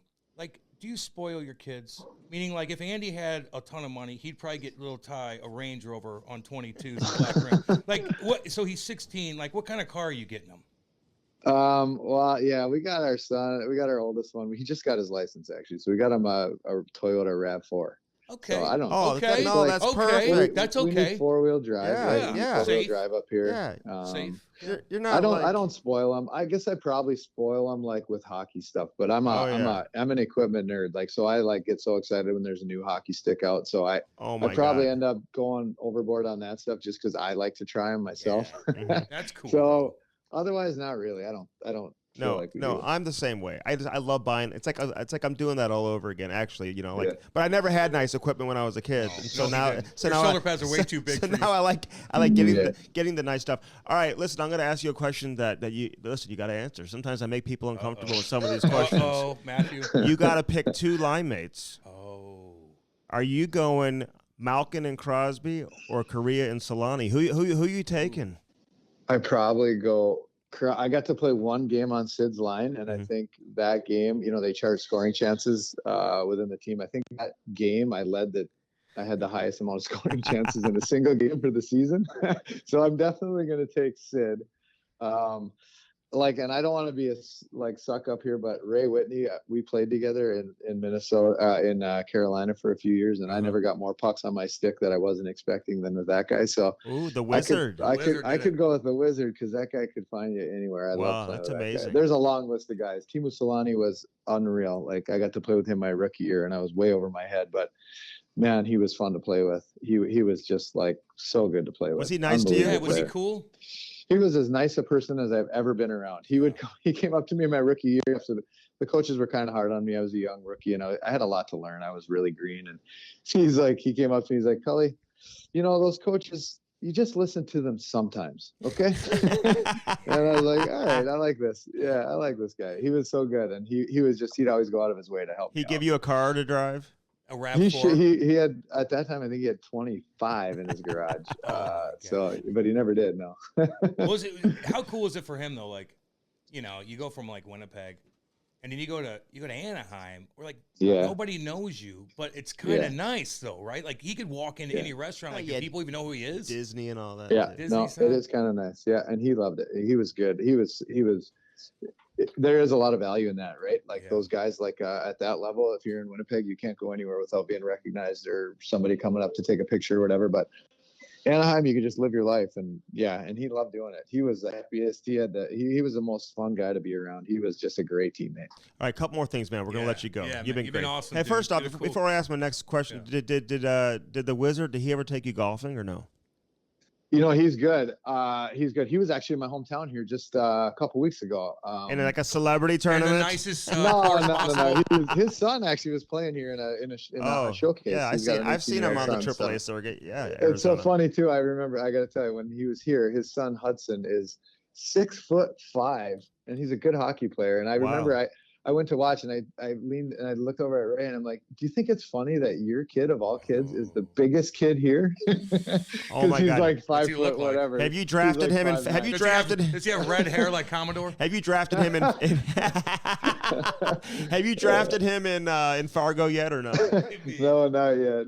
But he's a good player. It's just so funny that Ray comes up to his armpit, which that is hilarious. He didn't see a picture of both of them. He didn't tell us that. He didn't tell us. He didn't mention that part. Hey, what do you think of the USHL as a league?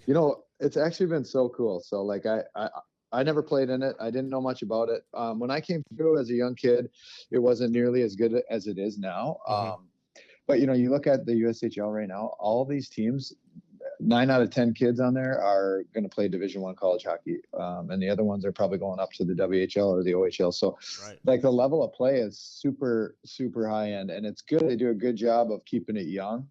There's age requirements. You need a certain amount of U18. So, actually, I've been super impressed with it, and I've had more fun with it than I thought I probably would. It was kind of a fun way, so like during the COVID stuff, the last few years, we had our kids do online school out here at the rink. Cause in North Dakota, there's a little more room to work as far as, being able to have classes. And we got to get the kids on the ice during a lot of the times when everything was shut down. So we were here a lot. And so I got to know everybody out here and got a feel for it. And I didn't know anything about it going in, but, I just super impressed with the level of play, and just, it's a cool time to work with the kids here because they all are going to go play college hockey and they all want to play in the NHL. So all the kids here seem to really be like, just really hungry to learn and get better. So it's a fun time to be around it, to share with them some of the nutrition stuff and the training stuff. And I hop on the ice with them every now and then, because we have, like I said, the 6 a.m. with my youth team. So I can get out on the ice with these guys sometimes. So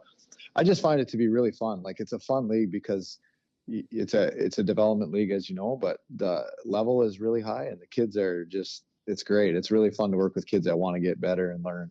Yeah, I get you, man. And so you got 3 Stanley Cups. The first time you win, you're probably like kind of chaotic. You're like, what the hell am I going to do with this thing? I got to put a party together, da-da-da-da. And then you win a couple more. So like, how was the transition of like what you did with the cup, throughout the 3 years you won it? Yeah, well, it was funny because there's a big gap. So I was about 29 the year we won it. The first time I was 29 with Carolina. So our party was a lot later and a lot more to it. We had a lot of fun with it. We brought it home. We had about 30 buddies come over and we rented some lights, and I had a huge wiffle ball field in my backyard. Yeah. So we had fun, man. We and then we had a big party. I was lucky to have it 2 nights in a row that first time. So we had a great time with it. And then, yeah, and then the second time I was 40, I was about 40 years old when we won it the second there. So it was a little bit different party, but we had a lot of fun. We brought it home. We brought it up to the lake. We kind of shared it with town. Like, this is both of our hometown, my wife and I. So we had it here for both. And we had fun. It was always so fun. Like, there's nothing like it, Oh, man, I know. And I think you missed the playoffs, didn't you? Like the first 7 years of your career, man. So like you really had to appreciate it, getting into the playoffs and winning for sure. Totally. So real quick, Jim Rutherford, like I know you have a relationship with him. He's like been in the news a lot. He's kind of like losing his mind a little bit up there in Vancouver. Like, do you still talk to him? Like, how's he doing? I do. Yeah. He's a really good friend. I was lucky to be a part of a lot of fun stuff with him. And he was the one that, gave me a position after I retired to be a part of things and learn like the management side, the coaching side, the player development side with the Penguins before he left and went to Vancouver. But he's just an awesome guy. He's probably the most competitive person I've ever met. And so, I know he's frustrated right now. And the one thing I know about Jim is that he's the most creative thinker that I've been around. And that was one thing that really surprised me because he's been around the game forever, so you kind of have expectations that people will be set in their ways because they've had success and this is how I've always done it. I'm always so impressed with how creative and outside the box he's thinking and the fact that he's always open to new ideas. So I'm pretty confident he's going to figure out a way to make things work there. And actually Patrick Alvin, I know well from my time in Pittsburgh, and he is outstanding. He's a really, really good hockey mind. So Vancouver's in good hands. I know it's not going how they want to right now, but they are in really good hands with those 2 guys manning the ship. Like I just, from my own experience, I'm just, I believe that. But yeah, Jim he loves the game and he's got so many good ideas. It's kind of fun to be around him. And I had the experience after I was done to work with him directly. So like I was considered for about a year their advisor to the staff or whatever. And I'm thinking, what am I going to give Jim Rutherford advice on? But it was fun to be a sounding board and I learned a lot. Like, so after every game we'd have communication and he allowed me to do it from home so we could raise the kids here. And man, it was so cool hearing the way he viewed the game and, thought about the game and what he thought we needed as a team or how we could change things. It was actually, for me, I was like, I thought I knew a lot about the game and I would listen to these calls and I'm like, wow, that's an unbelievable idea. And it was kind of consistent, So I learned a lot like from that side because I'd never thought of the other side of the game. So hearing that stuff from him on a daily basis was actually, I think I learned more in the game through that, than anything as far as being on the other side of it, not a player. Well, that's what I'm thinking. Like, okay, you played 30 years in the show, 1,500 games, 3-time Stanley Cup winner, beautiful hair. Don't you think, why are teams calling you, wanting to be a part of their organization? Are you turning them down? Well, I still am with the Penguins in a player development type role. So they've been good. They kept me after Jim left, and I still do some work with the young guys and the centers, and they allow me to do it from home. So yeah, I enjoy being around it. Like I like it, and I like sharing my experiences. When I started in the league, I was kind of a skill guy. I always tell guys that I used to be a skill guy. Like I played on the power play, and I was a top, probably second line type guy. So I kind of had that experience. And then as my career went on, I had to learn how to be a defensive guy, a shutdown guy, a penalty kill guy. So I feel like, when I look back on my career, it kind of gave me a perspective from both sides. So I kind of can have an understanding of what it's like to be any kind of player, like I was on the power play. So I have a feel for how those guys, they need their touches and they need their ice. And the penalty kill guys, what their role and the mindset needs to be if you want to be an effective bottom six guy in the NHL. It's not an easy position to be in, but here's the mental tools you need to do that effectively. So like for me, I was lucky to have all those experiences, so I can kind of share those and speak from experience on that stuff from both sides of it. So that I enjoy it, but yeah, I do love the game. And I think once my kids are, out of the house and out of youth hockey, then I would look to do a little bit more, I would think. Yeah, that's what I was going to say. I'm like, hey, until those kids are done playing hockey, you ain't going anywhere. I'm just asking. I respect that. All right, before we let you go, Coley's Kids, like the charity that you've been involved in, man, I know you guys have done a lot of cool stuff for the kids out there. Like, give us an idea of what you've done, what the program's all about, and how this came about. Yeah, so no, it's good. I appreciate you asking that. It's my wife started it. So she got her master's degree in running a nonprofit, actually. And so she and I started it. We had a couple of experiences. We played in Italy during the lockout in 2005, and we met a boy that had a brain tumor, and he passed away after we left. And so we got to be pretty close with him. And so that was kind of one of the things. My brother had a scare with skin cancer right around the same time. So we kind of had a couple of things that sort of jolted us. And we were like, why don't we start doing some stuff at home for kids that are dealing with the same kind of thing? So we started the foundation back in 2004, and it's still going.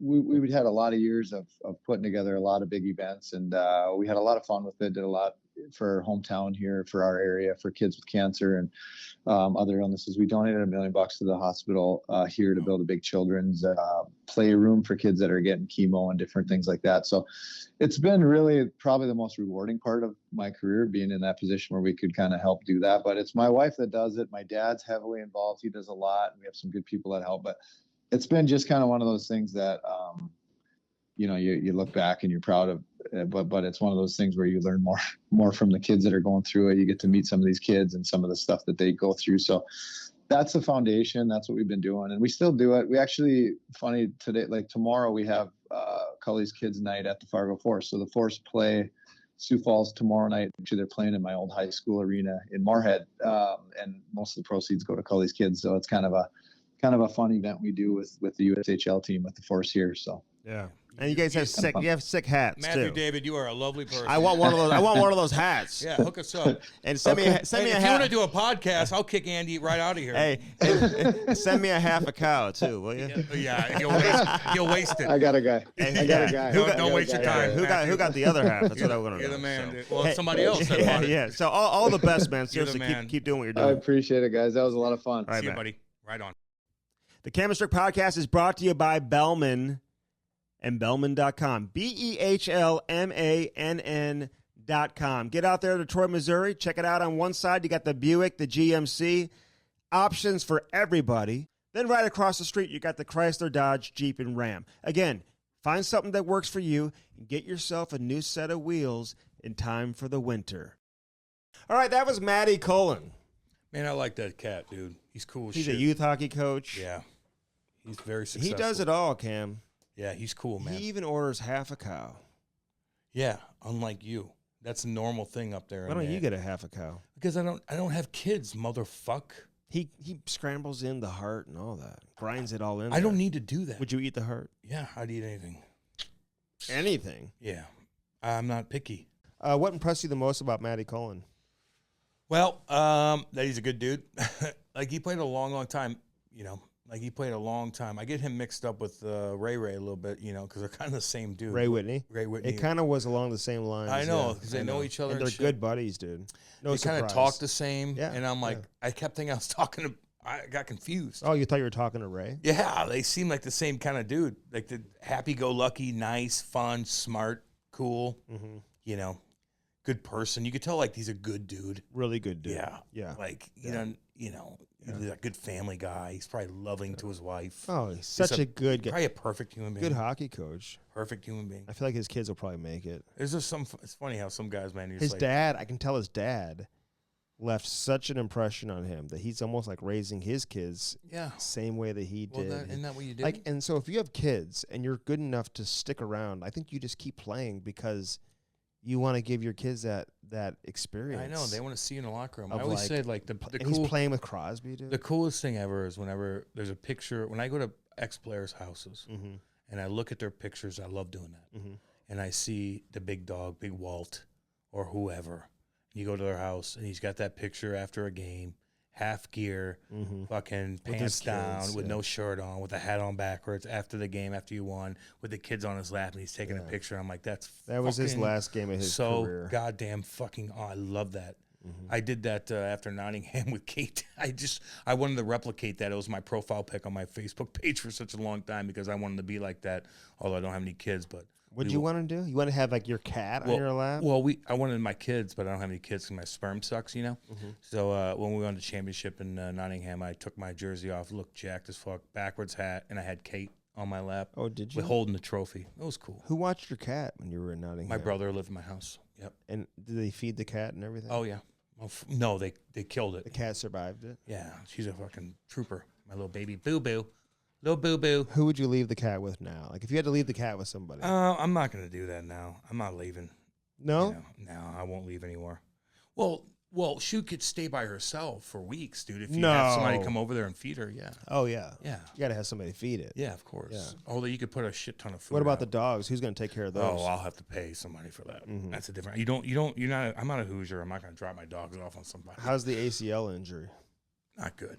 Somebody watched my dog. I lived in Hawaii for a summer. Yeah, we know, Andy. And somebody watched somebody watched my dog for me the entire time. That's gutless. Why? I was in college.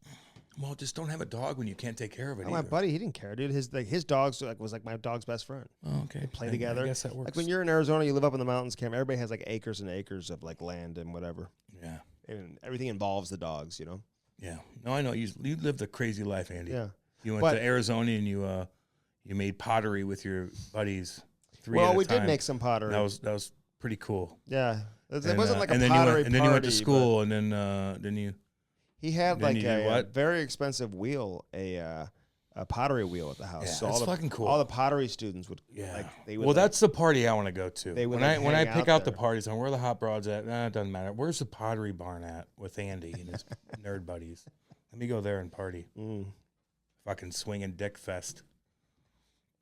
No, it's not. But, oh no, tons of chicks were there, I'm sure. Oh my God, there's a lot of fuck yeah, dude. pottery majors. They're all over you guys. They're like, look at these guys. They're like art majors, I know, dude. How'd you even deal with it? Isn't that amazing? How'd you even deal with it, Andy? Isn't that amazing? Jesus Christ, you lived a fucking crazy life, man. There's a lot of things. Pottery and there's shit. a lot of things you just don't know, Well, you're crazy, man. You've done it all, dude. Yeah, and that's pretty crazy right there. Oh, I know. But listen. I made a number of things, including when I'm reincarnated. Never mind being a duck. I want to be you. I made bowls. I made vases. I made plates. Oh, fucking badass! That's so fucking. I'll bring bad. you a couple. Yeah, dude. That's sick. I gotta get out of here. Let's go. What are we doing? It's game night tonight. Yeah. But as always, man, we appreciate the support and we appreciate Matt Cullen. We got some great interviews coming up also. I want everyone to just sit back and appreciate what they have and to be thankful this holiday season. Yeah. Remember what the origin is, the history of Thanksgiving.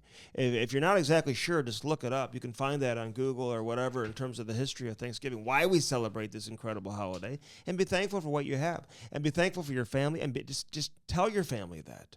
This Thanksgiving, say I'm thankful for you. Yeah, man. I may even send you a text, Cam. Just be like, I'm thankful. No, that'll help me out, man. For you. Big time if you do. Okay. Thank you. And I'm thankful for all our listeners who have supported us, Cam. Yeah, I know. We love all you guys, man. I appreciate it. We just want to entertain you guys, honestly. We just want to entertain you. We get it, dude. You guys are grinding it. We love all you. Keep in touch with us. Text us. Do whatever. Even if you chirp, I don't give a fuck. Like, just do what you gotta Dumb do. Cam. I know that's like that. That kind of riled me a little bit, but I don't care. I got lots more of those that have been coming in for you. Really? Oh yeah. Like bad one, or just okay. like funny I don't like ones? to share them with you. I don't like to share them with you. Andy, I hide things. I might not say it, but it's all good.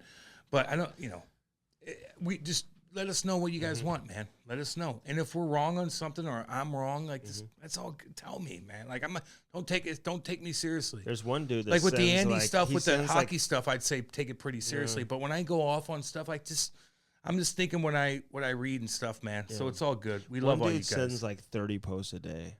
Like political stuff and just like, with I don't know. What are you talking about? Just sends a lot of different things. For what? I don't look at the camera Strick thing. I look at my own stuff, so send it to me if you're going to tell me something. A lot of shit. It's all good. Let him speak his mind, man. I don't give a shit. I don't care if it's on one side of the political spectrum or the other side. Just, dude, we work with guys that are. I'm gonna work with guys that are this way and that way. It's out there though. A lot of conspiracy. There's a shit ton because usually conspiracies. You know what happens? You give it time, and it becomes real for the most part. Now a lot of the other stuff. Don't make me tell you about conspiracies. Yeah. Okay. You're very one-dimensional. You're getting a little bit better, but you're one-dimensional. I'm pretty good. You're good with hockey, man, no doubt. Oh, is that it? Yeah, kind of. I mean, not that I know, but I mean, I love everything. I don't just watch sports. Like, I like to know what's going on. What do you know about the World Cup? That's miserable to be there. How far a trip is that? Qatar lost the first game against they did Ecuador or something. What was the score? Do you know? I don't know, but they got something beat. Nil. And you know what? It's not FIFA 0, is the most corrupt. Nil. FIFA is the most corrupt fucking organization in the world. And there's a reason why Qatar got what they got. They fucked over Anheuser-Busch. What are you talking about? What do you mean? What am I talking about, Andy? Under the table type. Why would they go to fucking Qatar? Why would you go there? Yeah, be the weather. Yeah, but like, why would you go there? Human rights, all that shit. Like, what? Is the World Cup always held this time of year? I don't think so. I think it's in the summertime. And so now it's in the winter, so they got to go to the desert, man. All right, the Cam and Strick podcast is brought to you by Hair Club. We all know that. 800-279-7878. Check it out. Go to our landing page, hairclub.com/Cam and Strick, and do it today. Over 1,200 locations everywhere. CarShield and carshield.com, 800-857-2481. Happy Thanksgiving to all our friends. Yeah, we love all you guys, man. At CarShield. Yeah. First Form. Yeah, baby. Firstform.com/Cam and Strick. That is the link that you order from, and a lot of our listeners are doing it, and we highly appreciate it. There's no question. We are thankful for everybody, including First Form, man. Damn right. Hell yeah. I'm about to have a bar when I get out of here. You should. Yeah, I'm pretty hungry right now, actually. Me too. Which will satisfy me for several hours. I know. And you won't put weight on. I take these energy drinks down to the rink with me at nighttime. Just, and it revives me. Gives me that energy that I need. Ken. And he's always doing something. He's never stopping. Well, what fun would that be? No. Thursday's going to be my day of relaxation. Kids, you got 3 kids and you do everything in the house, so it's like Thursday I'm going to chill. Good. You need to chill once in a while. Thursday I'm going to chill. Because you affect me when you're high strung too. Can you tell when I'm high strung? Sometimes. Yeah. Sometimes I get like that, dude. I'm human. Well, you're like, I can't do this. You gotta come here. I'm like, okay. What do you need? What happened? I gotta go to the post office. I gotta do this. Well, no one else can do that. Like, I know. Do everything. Yeah, appreciate that. So firstform.com/Cam and Strick. Get there today. And again, their facility is nicer than any other NFL facility that you'll find. Oh my God, it's fantastic. Yes. I'm going there to get my hair cut. Yeah, because they do everything. I'm not ready for that yet. No, well, we'll do that on video. I know. I gotta hide when I get my fucking haircut. Don't ruin the brand. Don't ruin the brand. Shit, man. You know that. I know. Say hi to Nick, will you? Hey, Nicky boy, and your lovely wife, and little. They are little so Dougie, perfect. Little Dougie. What will their kids look like? Beautiful Hallmark. Hallmark kids. Yeah. The Hallmark kids. Kind of like your kids. Oh, my God. My wife's been watching the Hallmark channel. Already, it's coming earlier and earlier. Know, my wife is too. Oh, now she's watching. She does throughout the day. Yeah, and you're watching with her. Well, we got multiple TVs, Andy. I haven't... Listen, I don't like the TV on to ever be on during the daytime. Even if I'm home. Oh, I do. Oh, no, I feel lazy. If the TV's on...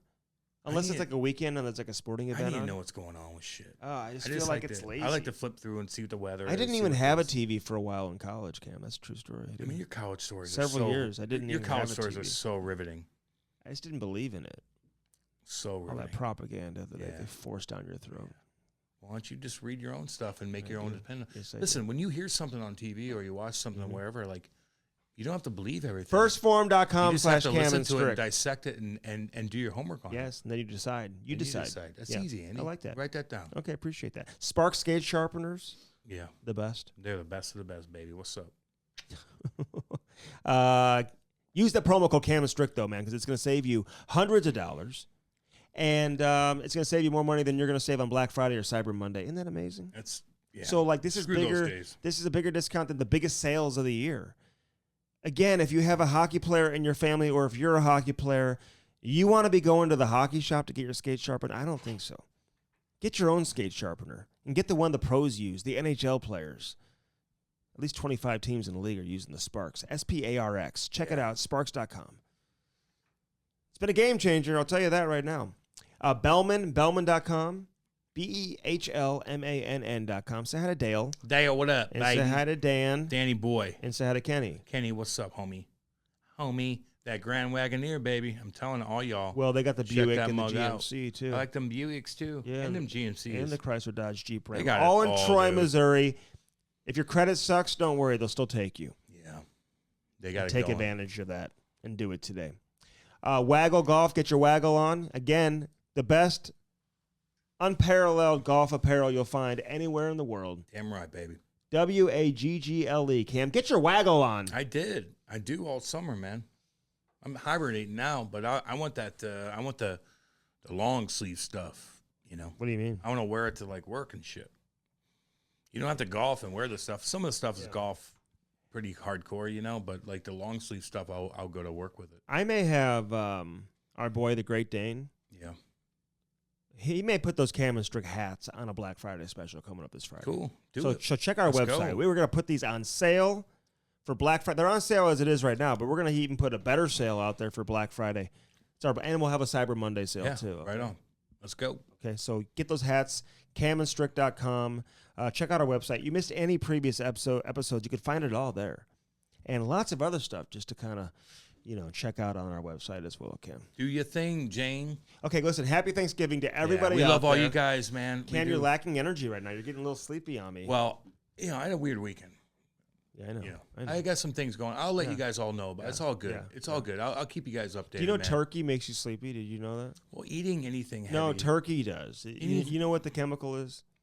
No, but... You don't know what it is? I just look at it What's that chemical inside turkey that makes you fall asleep? He's just so fucking No, goofy. There's a chemical that's in... It's medically known. Yeah, maybe. I mean, there's chemicals and all kinds of stuff. Well, no, there's one in turkeys, too. Well, then don't fucking eat it, then. And eat your fucking veggie fuck meal. No. Like a nerd. My field roast? Yeah, like no one's hanging out with you kind of food. The tofurkey? Yeah, the nerd food that we're like, come over, like no one's coming to your house. My world-class mashed potatoes. Your neighbors. I'll try to get that video up before Thanksgiving. Yeah, one guy's talking about it. I think it's a joke. No, several people. I sent you at least a couple. I bet you everybody listening to the podcast like, Andy, cook me something. Dude, my mashed potatoes, which have won first prize in several international competitions. I know they did, yeah. My wife just texted me. She got everything I needed for those, too. She did? Good. Good for her. I would tell you the secret ingredients, but I can't do that. No, it's secret. It's like KFC's secret fucking recipe. What is that chemical? I don't know. You know what it is? I got enough chemicals in my body. I'm no, not worried the about chemical from turkey. The country turkey? No. Probably heroin. It gives you something, dude, and people are going to chirp you because you don't know. Chirp me. And this is It's embarrassing. Gonna be who chirping me again? Dude, dumb Cam. Fuck's One of the best messages we've ever heard here on the Cam and Strick podcast. Happy Thanksgiving to all you guys. We love Get all up y'all. and watch the parade and just enjoy yourself and just kick your feet up. Enjoy your family, guys. That's it, baby. We love all you guys. Be cool. Peace.